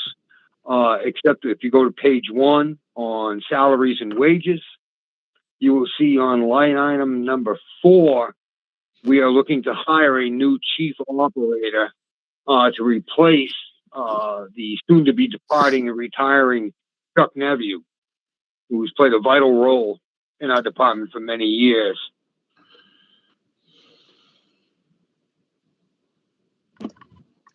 I believe he's leaving in October, I think, isn't it, Jim? Yes, early October is his final retirement date. We're looking to hire a replacement beforehand to get him in place and get him accustomed to the facility. It's probably one of the most pivotal roles in the entire department.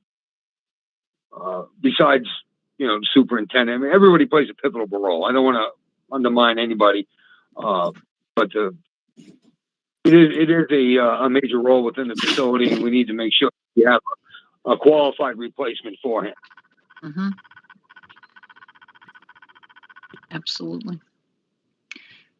Any questions from the finance committee? If you don't mind, I'd like to state that the sewer department, as a enterprise fund, once again, is proud to represent a balanced budget of our items, even though we all know that we face many fiscal challenges in the future.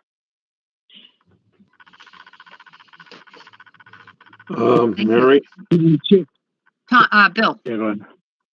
can Jen speak to the progress of the plan upgrade?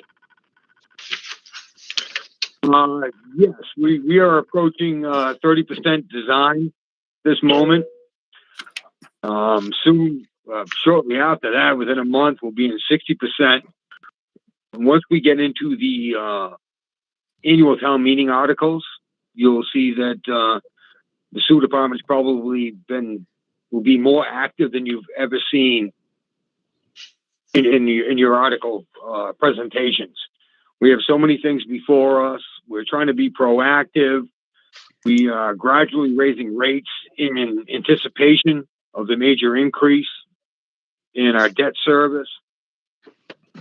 And I'd like to thank the Board of Sewer Commissioners, for being so proactive with us on getting this accomplished.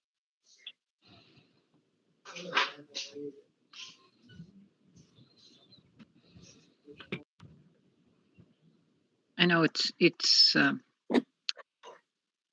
all right. Through the chair, Mary, could I ask Tom a question? This is Frank White. Oh, sure, Frank. Tom, when is you notice on the page, I think we are the biggest user of electricity in the town, 142,000 a year. When is the contract? I think it was a 3 or 4 year contract. Is that up this December or next December? It actually was Adam got that negotiated a 5-year supply contract. I think it's with Constellation. That doesn't come up until December, I believe December of 2022. Okay, that's good because I'm sure with the price of fossil fuel and whatever, the nuclear stations being shut down in New England, that rate could be 160,000 today if they were going by it. So it was a good deal, 5-year rate. Yeah. Thank you very much. Sure. Good. All right. Any additional questions, comments? Okay. Was So- Selectmen all set? If I don't hear anything, All right. I'm listening to you are. Thank you, Mary. Okay, very good. Thanks.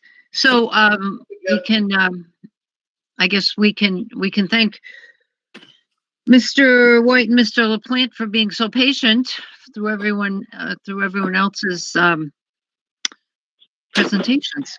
Okay, next we have on the Just so I can add, I'm sorry? I would say online in case there's any discussion on the annual town meeting articles.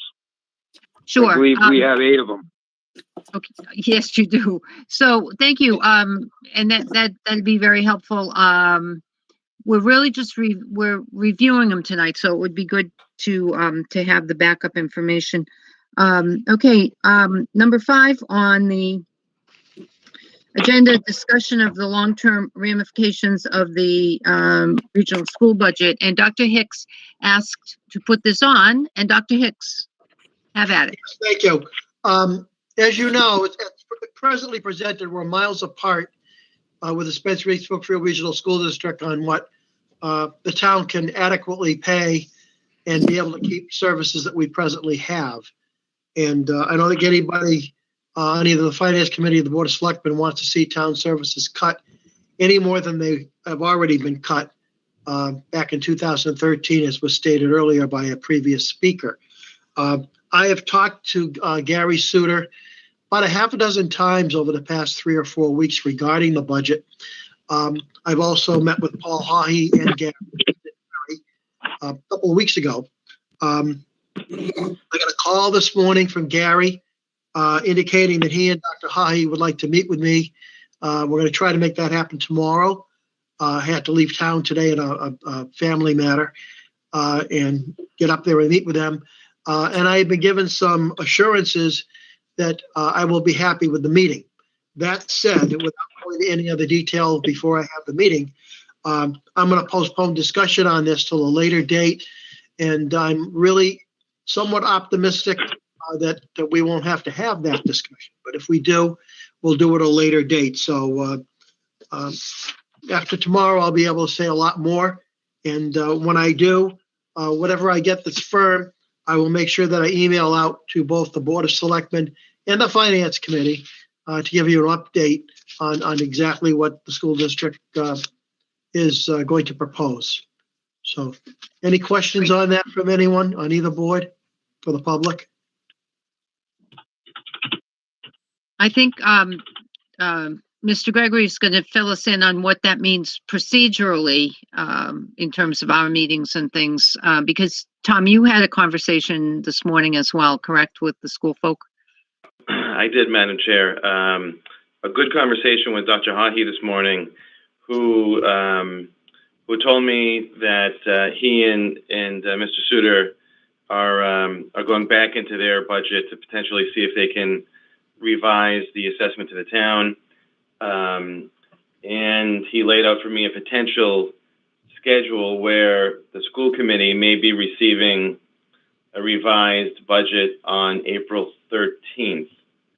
And that would mean that the Board of Selectmen, which is scheduled to vote on the 12th to close and sign the warrant, would have to delay that until after the 13th.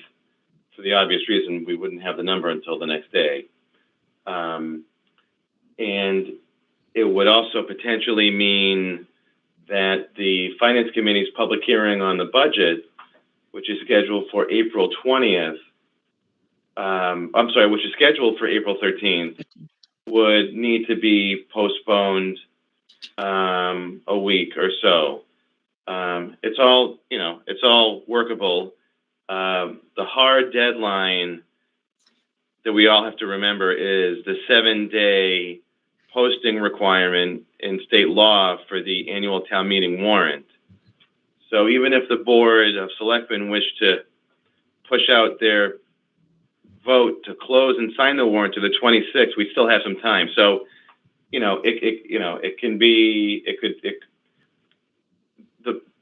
the schedule allows for some movement, let's say. So, I was hopeful after speaking with Dr. Hahi that we may be in a better situation on the 13th. So let's hope that's the case, and we can react to what the school district does, and then take the necessary steps on our end leading up to town meeting. So. Thank you. And we will have to, however, hold the public hearing. We have to hold that 2 weeks before the town meeting.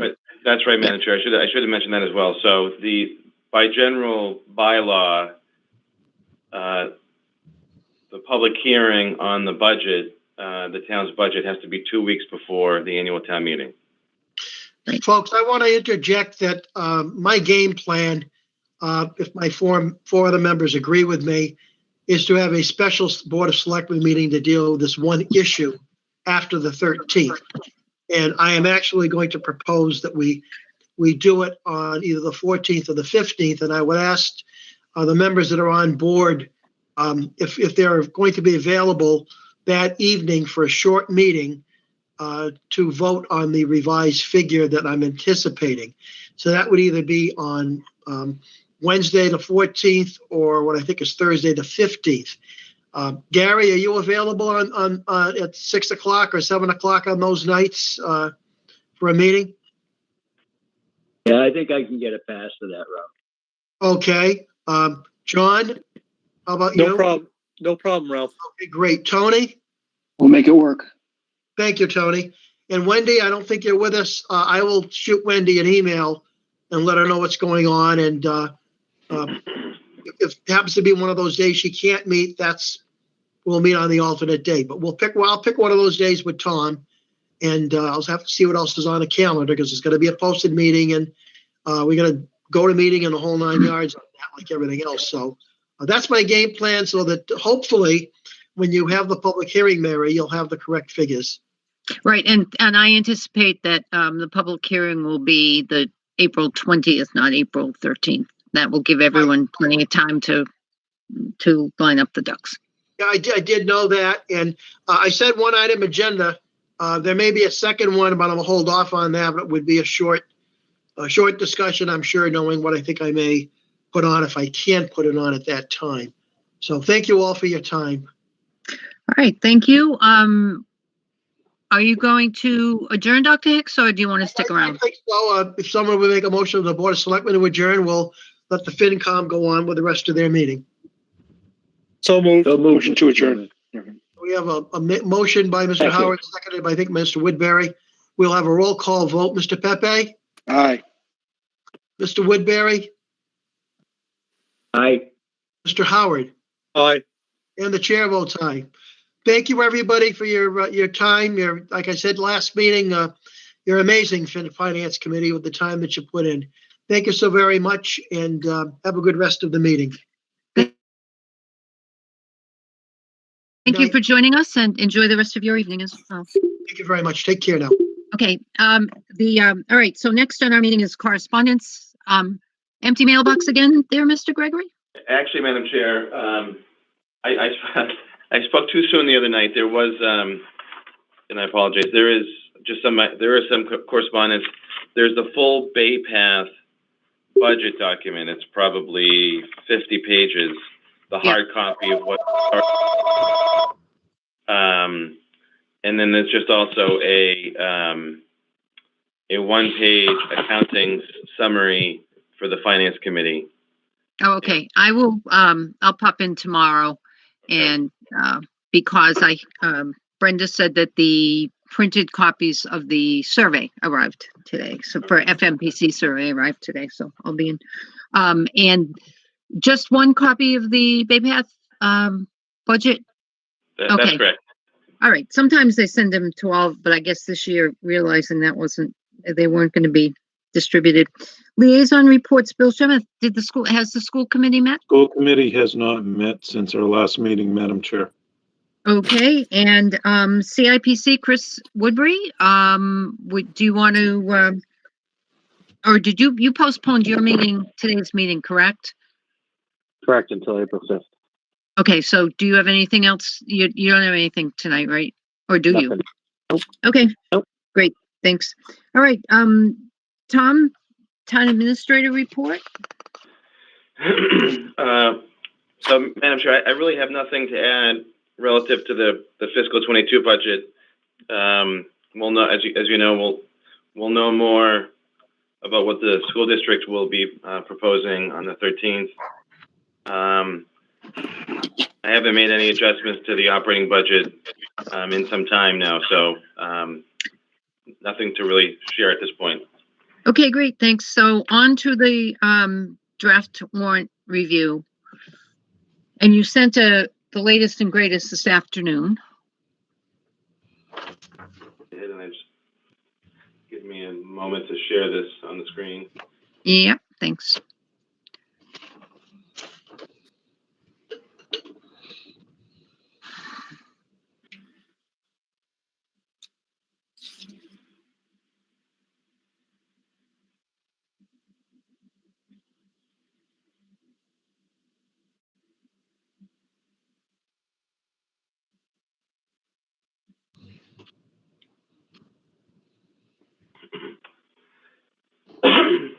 Okay, I have the warrant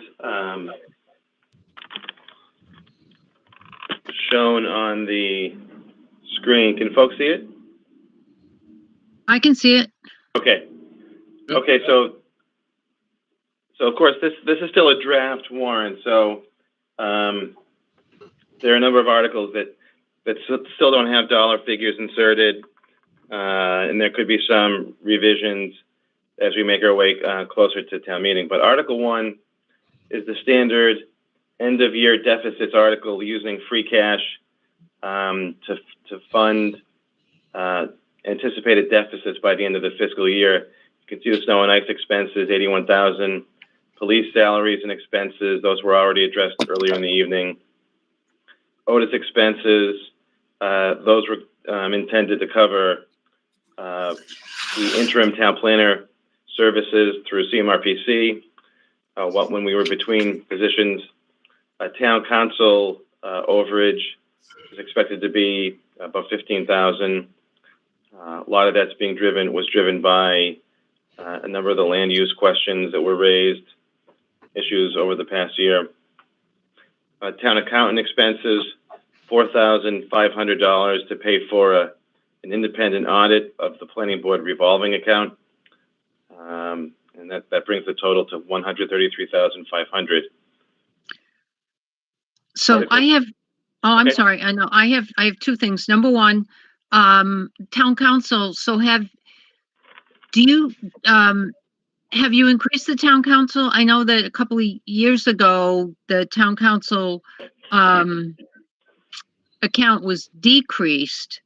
And I'm just wondering if you're asking for these extra expenses, does it need to be beefed up a little bit overall? When I came in, the town council account was funded, I believe, at $20,000 or $25,000. I bumped it up to $40,000. Oh, okay. You can see that in the last couple of years, even that seems to not be enough, which is, from my perspective, pretty discouraging. But I try to be judicious in authorizing use of town council services, but I feel like in spite of that, there's still an overage. Yep. So, but I have funded for fiscal 20 $40,000, but level funded. Okay. And then the next one, the town accountant expenses, I would like to see that, that expense that was the audit of the planning board, account. I would like to see that paid from that planning board account, not from the town, expenses. If there's sufficient money in the, with either the planning board expense account or the, the enterprise fund there, I mean, the revolving account. I believe that those expenses were requested by the planning board. And I would like to see that. I would like to strongly suggest that come out of their budget. And I would say that in that case, it could just get paid and it wouldn't have to go to town meeting. They can just pay the bill. I will pass that on to the town planner and have him share that with the planning board and see how they react. Okay. Anyone else have any? Through the chair, I believe the reason why we're here is because there was unauthorized expenses previously by the town planner for some training and stuff like that. And this is an unauthorized expense. I think we should just keep it in the budget or use free cash for it. Well, I mean, I believe that the response from the accountant was that they did not find anything. They did not find any irregularities in the account. That's correct, at all. I mean, that was the, Right, that was but they the, didn't go back to the ones that we caught. So I think we should just keep it the way it is. Well, how the town administrator put it in. how come you don't think that they should pay their own bill?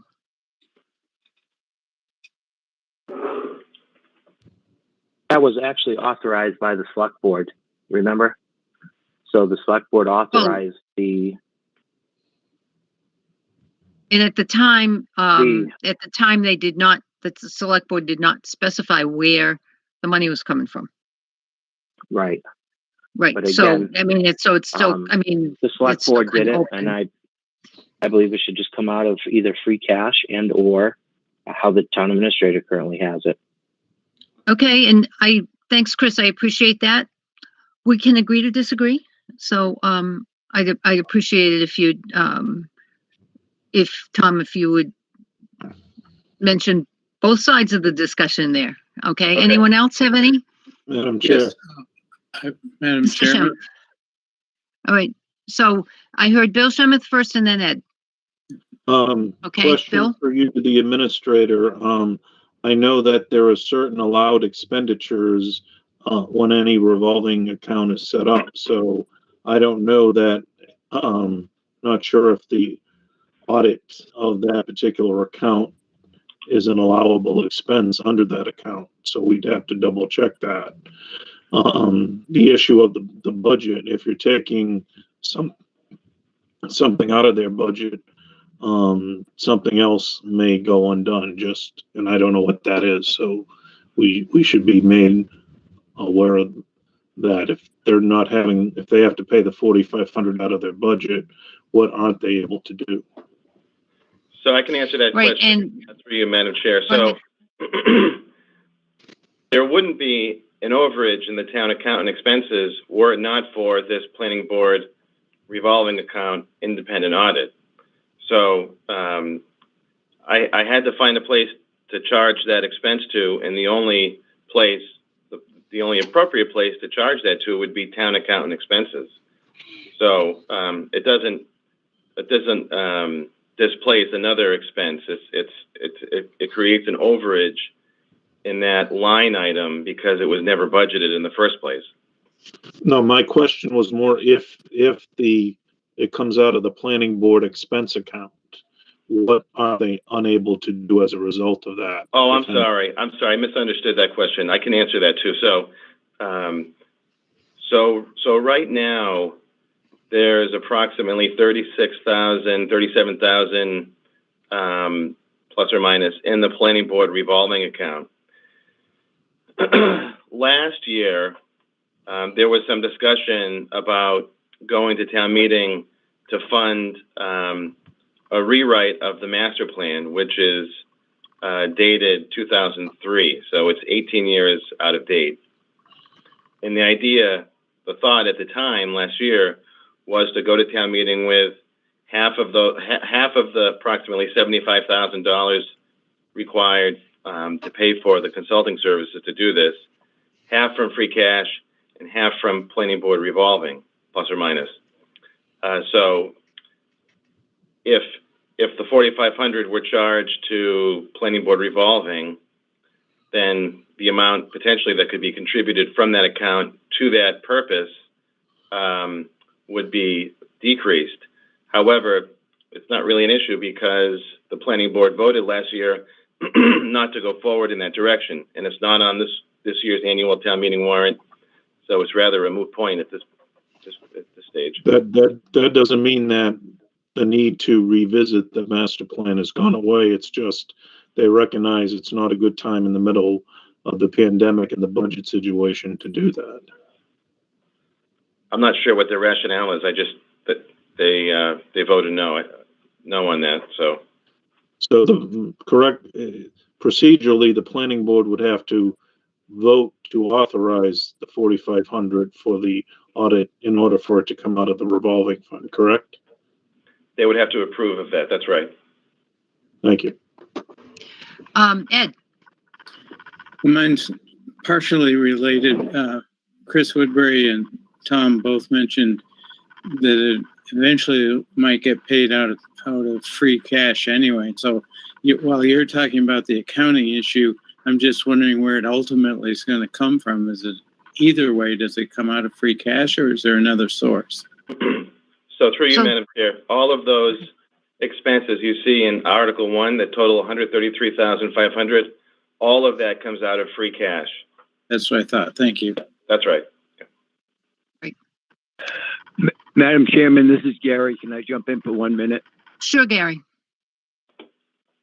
Madam Chairman, board members, Mr. Administrator, Dr. Hicks and myself, along with the chairman of the planning board, had a conversation with the accounting firm, with Bari, I think was her name. This audit is not over. The direction given was not what we wanted looked at. She is re-looking in the fact that she does know that the town bylaw states that no employee has a right to request money out of a revolving account. It's either cleared by the board or by the chairman of the board.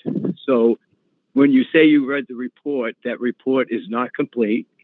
She didn't do everything we had asked or what the select board, when we voted on the motion made by John Howard. So it is not over. So I just want to be clear on that. So we're talking about a $4,500 bill to be paid to the accountant for work that all they did was rectify what the treasurer collector took in, and did it match what the accounting office did. Those numbers match? I would be very upset if they didn't.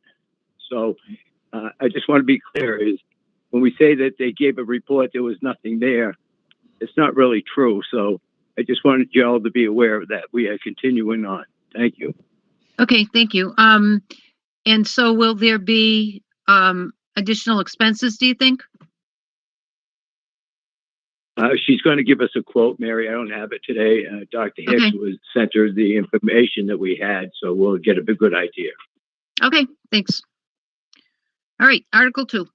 Okay, Article 2 is the standard consent article that you see each year to receive the reports of town officials, appropriate Chapter 90 funds, to apply for and expend various grants. There's some language in here that's used every year about the chapter land coming out of designation and the place where those conveyance or rollback payments are made, compensating balance agreements for the treasurer collector. That's essentially maintaining a bank account for town funds.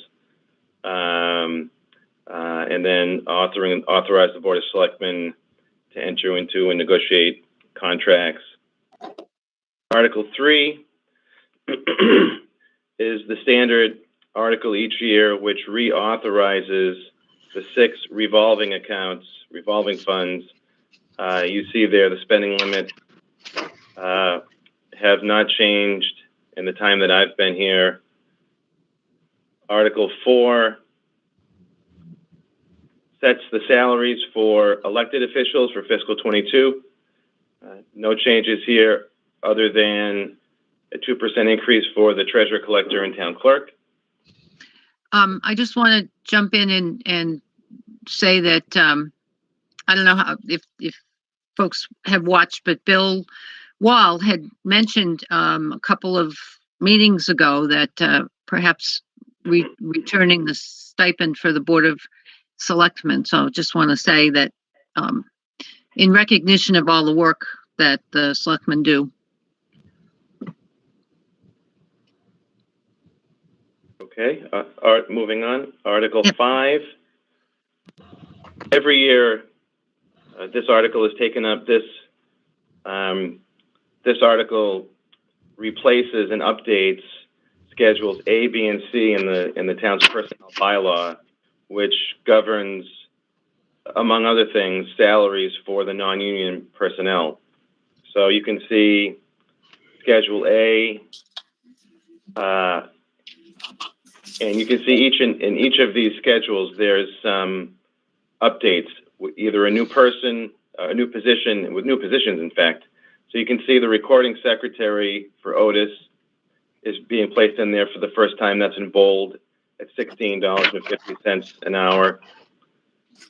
You can see, scrolling down, you can see the new captain, on-call captain and lieutenant in the fire department, as well as the full-time captain and lieutenant in the fire department. Those are new rates for fiscal 22. You can see under Schedule B, I've made a modest adjustment here, simply to the town clerk and the town treasurer, collector, as you all know, are both elected officials, and so they shouldn't be part of grade 6. They should be in their own category, which I've done here. Schedule C shows the salary rates for the positions referenced above. Excuse me. Article 6, a few years ago when I arrived, I recommended and town meeting approved the creation of a special revenue account. It got dictated by Chapter 44, Section 53F and 3/4, which is the account that collects the funds from the cable license, the PEG money that's collected from Charter, and then is able to be that fund is the source from which those funds are directed to Spencer Cable Access. So just today we received the letter. That amount for this year will be $120,555.11. Article 7. Can I ask, because we haven't had a cable committee meeting yet, so I don't really know what that entails. But do they give you like a tabulation of what that $120,000, does it cover salaries and what the salaries are and how many people are, hired for that? Is that what it's for? That would be really a question for the Spencer Cable Access Corporation. So it pays for the running of the station. It pays for the employees. We've managed to put some new equipment, to purchase equipment, and so it's the mechanism that pays for the cable station to be able to broadcast. It was a federal mandate, part of license agreements many years ago when cable companies came online, that they had to provide a mechanism for the cable to be broadcast in town. And the way they do it is there's a monthly fee on everybody's bill. I'm not sure what it is. I would have to look at my bill and see. But I can't remember if it's 74 cents or whatever per month. So that it's a pass through that the cable provider, in this case, Charter Spectrum, assesses, and then once a year they transmit it to the town. The town of Spencer has an agreement with Spencer Cable Access, which is a 501c3, a nonprofit, to run cable, to run the cable in the town. And that agreement was made 20 or so years ago. There's a board of directors, and by definition, member of the board of selectmen, who happens to be Gary Woodbury, sits on it. The superintendent of schools, and then some town folk at large. But yeah, it pays for the running of the cable studio and all the services. So do they give you, or does the cable, do they give you like a listing of, what they spent it on and all of that? So you have all that information, don't you? Yep. How many people were employed and what they bought and all Absolutely. Of that? Oh, absolutely. Yep. okay, thanks. Okay. Okay, moving on to Article 7. There will actually be, excuse me here, 5 retirements planned for fiscal 22, believe it or not. And so employees here in the town of Spencer, whether they're non-union or union, except for myself, are entitled to a sick leave buyback benefit, which means when employees leave service with the town, they can buy back, receive payment for unused sick time. So there's a sick leave buyback account that we have that is money kept on reserve to pay this out as the need arises. So $30,000 is being appropriated, the request is, from free cash to, in anticipation of paying out the sick leave buyback benefit for these 5 municipal individuals. Article 8. Article 8 is a request to appropriate $20,000 to fund the assessor's fiscal 22 evaluation, update, and certification. In years past, this annual request was incorporated into the capital process, and the capital committee members and myself, we all sort of agreed, and I think the conversation included the selectmen at the time, last year or the year before, to really take that out of the capital discussion because it's really not a capital project. So this is Madam Chair. a standalone warrant article to transfer $20,000 from free cash into the valuation, update, and certification account. And I would add that you could expect to see this article every year being replenished at the annual town meeting with an amount somewhere between 20 and 30,000. Article Bill, 9. I'm sorry, Mr. Moderator. I'm sorry, Mr. Town Administrator. Mr. Moderator, did you have a question? Yes. Okay. So I appreciate that it's not listed in the capital since it isn't a capital, but since it's a recurring expense, and I know there's no room in the budget this year, but should this eventually end up in the assessor's regular budget?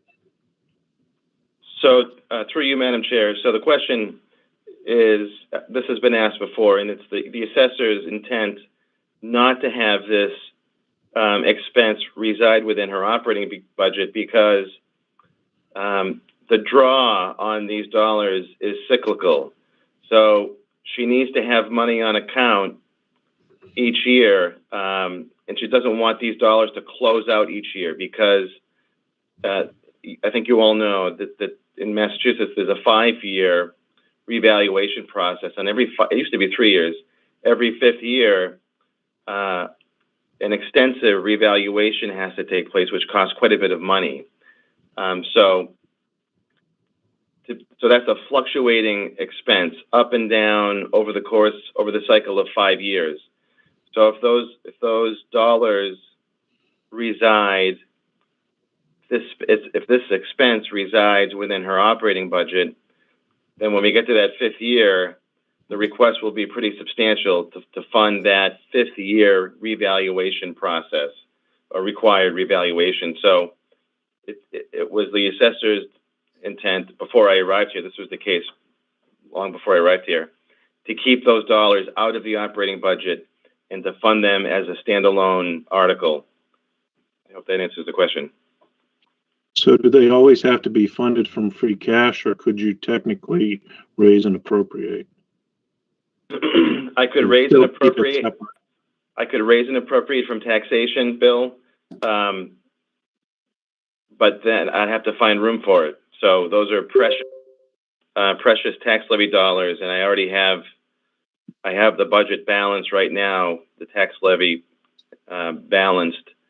If I were going to recommend it be raised and appropriated from taxation, I'd have to go back into the operating budget and find a place to cut 20 grand. No, I understand that. I'm just saying, going forward, is that something that could be looked at if the finances get better? Sure. Yeah, certainly. Yeah. Thank you, Madam Chair. Okay. Okay. Article 9.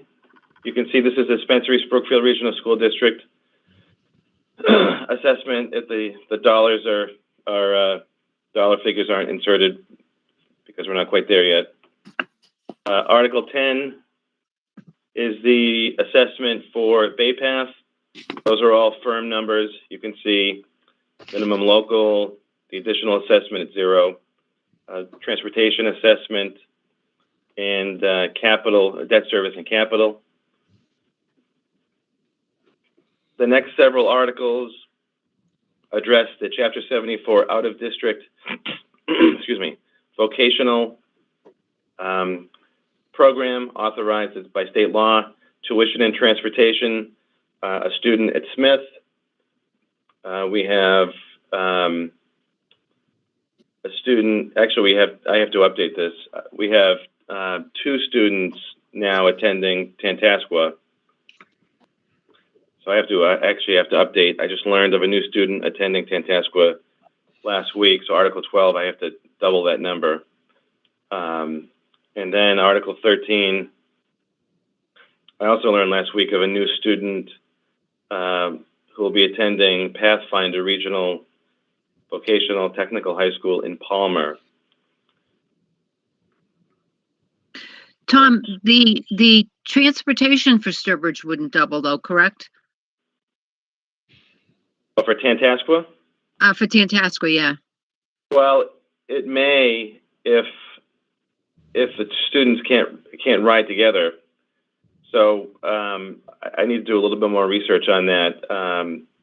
We can't always make that happen because, well, certainly we cannot make it happen because the parents have the discretion to have their child transported how they so choose. We try to do our best to be reasonable as best we can, but I'll have to look into that a little bit further. Yeah. Okay. I mean, I think it's critical that that the parents think about how to work this out for, Right. It's an awful lot of money per kid. Absolutely. Article 14. Was there a question? I'm sorry. Yeah, Tom, I just have a question. Sorry, on Article 5. Okay, let me go back there. Yeah.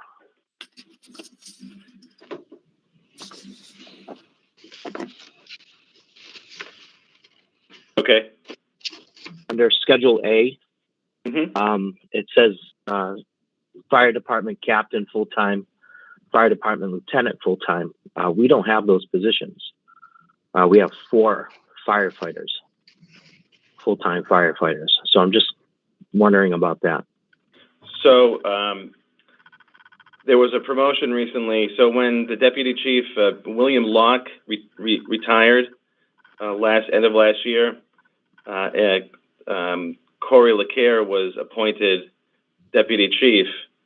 And then there were some subsequent appointments that were made about 2 months ago. And we now have a full-time lieutenant who's serving in the department. The position hasn't been funded yet. Obviously, that will happen after town meeting. But we now have a full-time lieutenant in the department. The full-time captain is not filled, but the position is being created here in the event that it may need to be filled in the future. Okay, thank you. Yep, you're welcome. Okay, scroll ahead here. Okay, Article 9. Sorry. Yep, we're We're at 11. No, we're Yep. sorry. no, we were at 14, I think. 14, okay. Yep. Okay, so Article 14 is the general operating budget for the town. The number is blank because we're not there yet. We will be in, hopefully by middle of April. Okay, Articles 15 and 16 are the appropriations for the water department and the sewer department, respectively. They also authorize the indirect costs, which both of those enterprise accounts pay toward the general fund for reimbursement on salaries and various overhead costs. Okay, now we get to a series of sewer department articles. Jim LaPlante, you still there? Oh, that's okay. I can keep going. Frank, are you still there? Frank Yeah. White? I'm sorry. I'm muted. Yes, I am. Oh, okay. All right. Okay, so I'll go through these, and and Jim, if you want to weigh in, just jump in.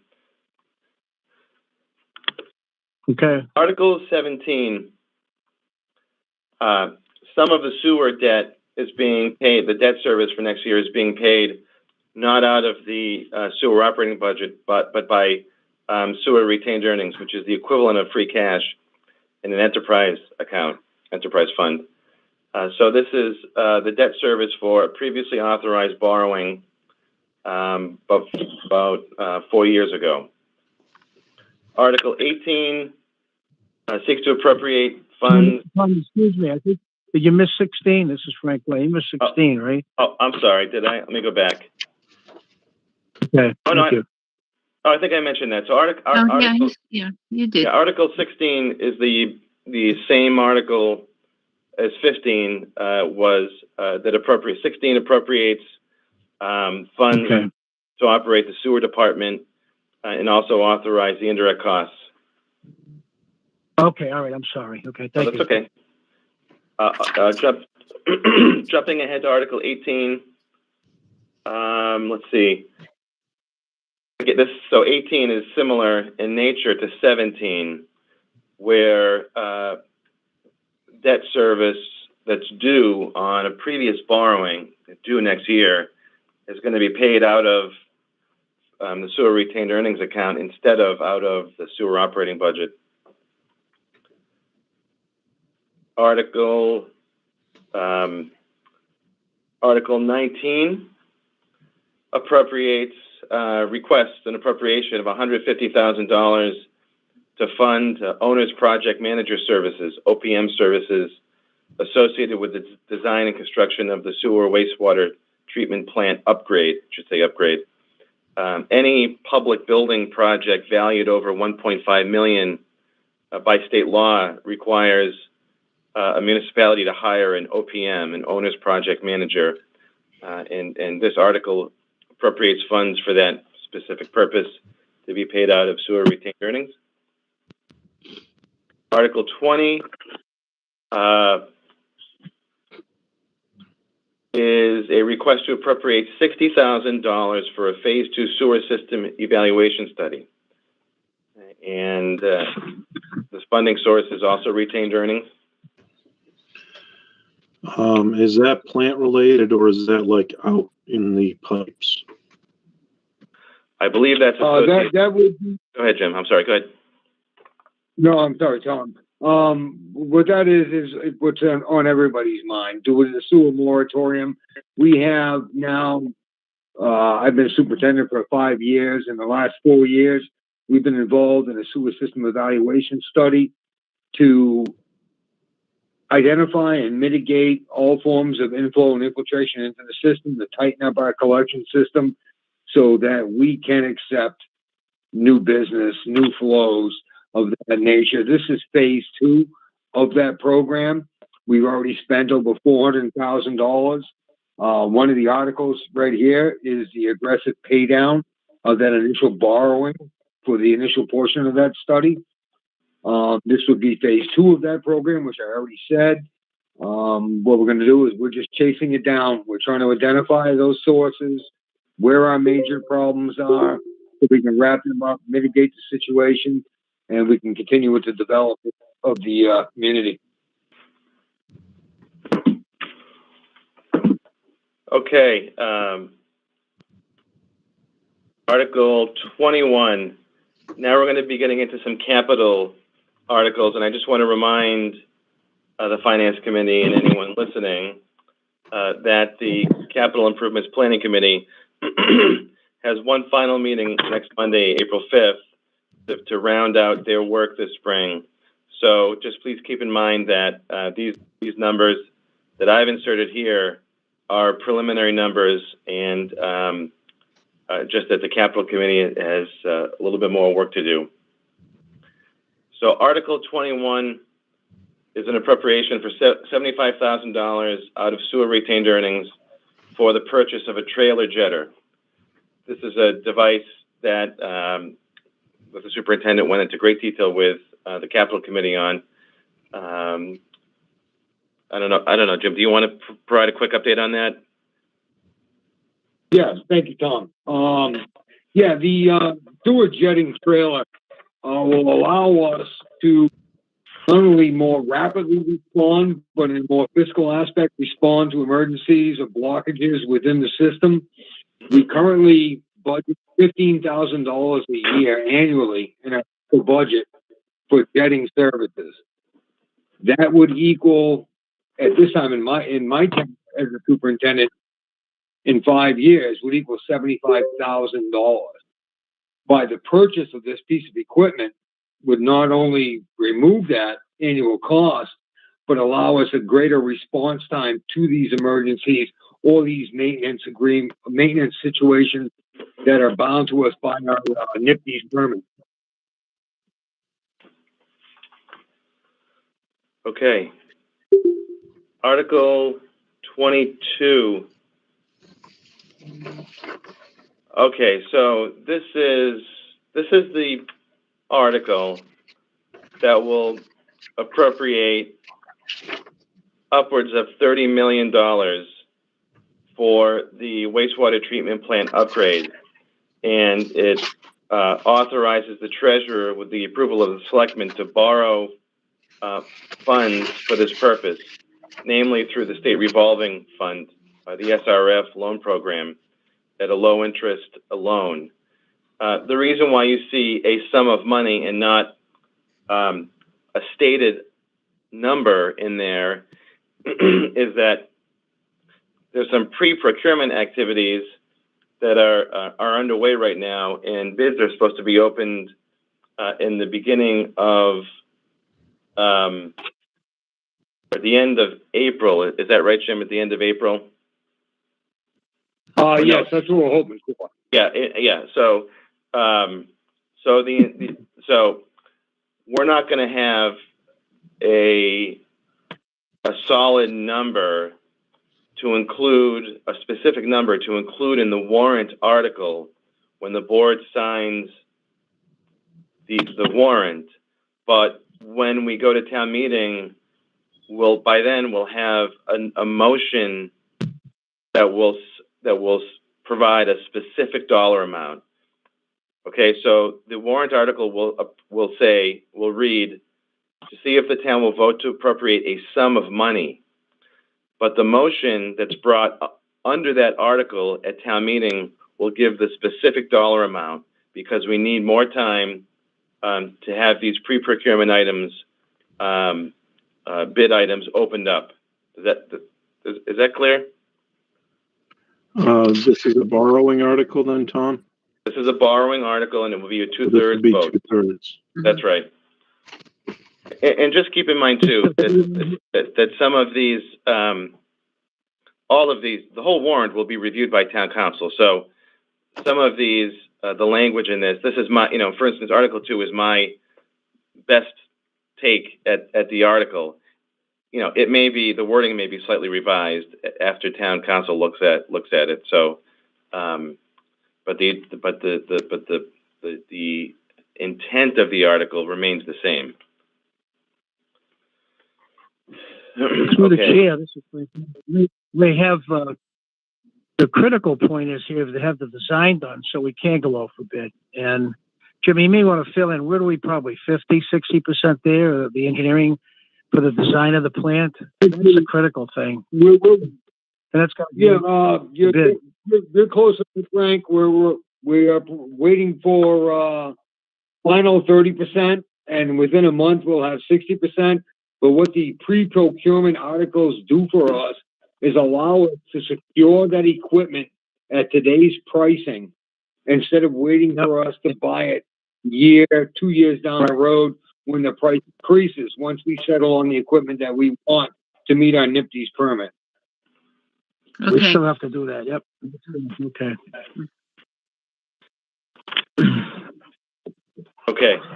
Article 23 is a request to appropriate just over $25,000 to hire a chief operator and training employee, and to be funded by sewer retained earnings. This is to hire someone while the incumbent is still being paid by the town. Article 24 requests a transfer. This is a transfer, $2,892 from sewer expenses to sewer salaries. The intent of this article is to fund the vacation buyback benefit to the employee who's retiring. Article 25. Okay, so anytime the town intends to enter into a multi-year lease purchase financing agreement, a town meeting authorization is required per General Laws, Chapter 44, Section 21C. So Article 25 seeks to authorize the Board of Selectmen to enter into 2 lease purchase financing agreements, one for the 4x4 1-ton pickup and one for the 10-wheel dump truck. And the leases, as you know, this was presented earlier, the lease payments for 2 items currently are funded in the Highway Department's operating budget.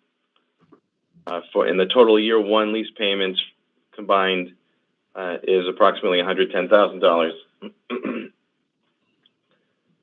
Article 26. Okay, this is the standard article that represents the spring capital program. Again, I'll just remind the Finance Committee and the viewing audience, listening audience, these are preliminary numbers, preliminary projects. The Capital Committee still has work before them on Monday the 5th. But what I've done is put these numbers in here as a starting point, and you can see the total capital spend or draw from free cash is just over $708,000. We have the fire department bathroom renovation, $50,000. Fire department HVAC improvements, the salt storage, shed replacement and appropriation toward that goal. The highway department brush chipper, $42,000. The hook and go truck, $91,943. And I have a note on that. I've applied to the USDA for a rural communities grant that will fund hopefully 35% of the $141,000 total purchase price for this vehicle. So what you see here, the $91,943 represents the town's contribution, the free cash contribution toward that purchase. The next item here, dry storage shed replacement, $40,000. Next item, the library HVAC improvements, $215,000 is the full amount needed over and above the $110,000 that we have on account to pay for the construction of phase of the upgrades to the library air handling, air conditioning, and controls. The $215,000 is the estimate to finish the project in one phase and be done with it. Next item, e-permitting software acquisition, $10,000. That's a conservative number. I'm not expecting it to be that high, but we haven't opened the price proposals on the RFP that was issued a couple months ago. That's going to be happening the first week in April. So I may be able to bring that number down a little bit. Parks and Rec, Luther Hill Park playground improvements, $10,000. Parks and Rec, Powder Mill Park lighting upgrades, $5,000. Police Department cruiser, $50,215. Police Department mobile data terminal replacements, 7 of them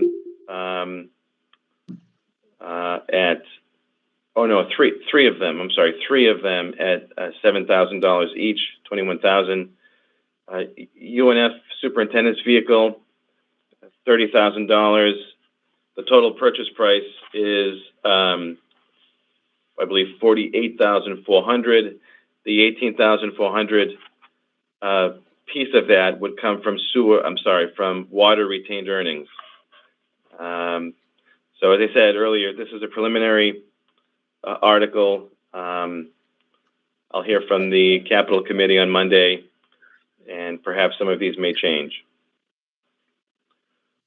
Article 27. Gary, can I ask a quick question? Sure.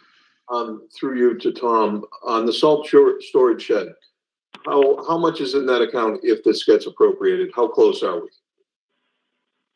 That brings it up to about just shy of $600,000, and the most recent estimate has it at about 1.1 million.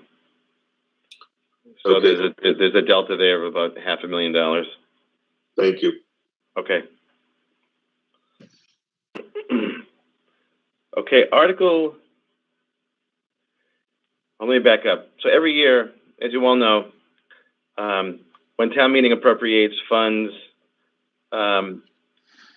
for a capital acquisition, let's say, cruiser or what have you, whatever it is, if there's a balance in that account after the acquisition's been made or the project's been completed, the only way to access those funds is to bring them forward to town meeting again for a transfer. So every year I look into the, or I should say, for the time that I've been here, in the months leading up to every town meeting, I look at all of the capital account balances to see if there are any unexpended balances where the project is closed or there's no need for those funds anymore. So what I've done here, you'll recall that 2 years ago, the Capital Committee approved and town meeting funded a multi-year lease for the International HD 7300 dump. We paid the first year out of free cash, second year lease out of free cash last year, or this year rather, and the third and final year lease payment is due in fiscal 22. And the value of that third year lease payment is $63,218.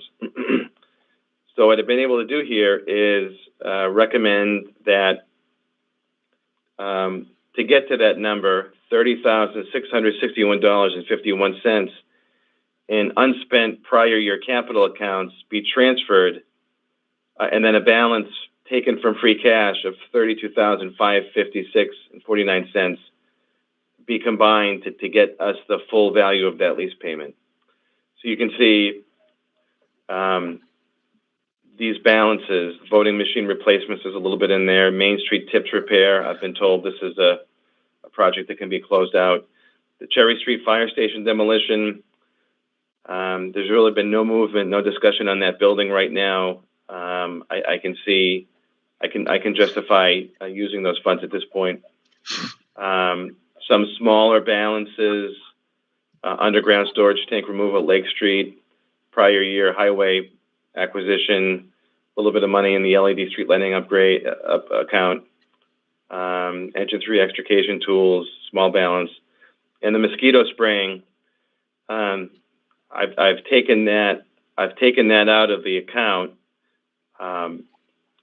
If it's determined in the summer that mosquito spraying is going to be needed, a supplemental appropriation, I should say, because DCR handles those tasks, then the town could spend that money out of the Board of Health account potentially, and then just make the difference up at the annual town meeting next year. So that's Article 27. Article 28 is a transfer from of $6,820 from the police HVAC capital account, a prior year account, to the police cruiser account because the outfitting of that cruiser came in higher than what was expected. Article 29, the tree warden would like to transfer his funds from his salaries account to expenses to try to get more work done by the end of this fiscal year. Article 30, the last few years, you've seen these easement articles appear on the town meeting warrant. Most of these are due to planned highway, drainage, culvert work to be funded through the FMPC borrowings. And this continues the same practice. There's about 10 of these addresses, parcels where the owners, Bill Cundiff has spoken or has emailed with the owners to confirm their authorization to grant to the town these easements for drainage and or temporary construction purposes. Article 31, you'll all recall perhaps the very robust discussion, deliberation that the Board of Selectmen had back at the end of the winter, not too long ago, about cars where cars that have been left parked on the sides of roads or in parking lots and were left to accumulate large amounts of snow on and around them, creating a burden, an obvious burden for snowplow operations. And so I assured the Board of Selectmen that I'd recommend strengthening the existing general bylaw by putting some more stringent language in there. And that's what you can see in bold. And then the final article, there's one more, I'm sorry. Article 32 is a little bit of it's an update to the town's wetlands bylaw because it was discovered that the town's existing wetlands protection bylaw references incorrect statutory language, and there's a full memo that goes along with this, and I'm going to have George Russell be present the night that the board takes its final review of these articles and signs the warrant, so that he can provide any answers to this. But this is basically a situation that came to light when an applicant comes before the Conservation Commission under the Spencer Wetland Protection Bylaw, and is also, and the applicant also holds a valid permit from the Massachusetts Department of Conservation and Recreation for forest cutting. And it's the intersection of, the issue has been created when the intersection of the Wetlands Protection Bylaw and the forest cutting permit issued through DCR has prompted, as it exists now, creates some problems. And so town council has advised that the Wetlands Protection Bylaw in Article 7 of the general bylaws be amended in the specific manner, in the stated manner here, to eliminate the issue. Again, I've asked George Russell to be present to be able to answer some technical questions on this. He'll be present when the board signs the reviews and signs the warrant final time. And finally, Article 33. So before I explain this, you all know that a petitioner submitted the required signatures to place, and the Board of Selectmen has subsequently authorized the placement on the ballot of a non-binding question. The question being whether, I'm paraphrasing, whether or if, I should say, if the town should acquire and identify funds for the future maintenance of the Pine Grove Cemetery. So that question, the board authorized placement on the ballot of at the last meeting, and it was within the 30 or outside of the 35-day requirement, so it was the timing was acceptable.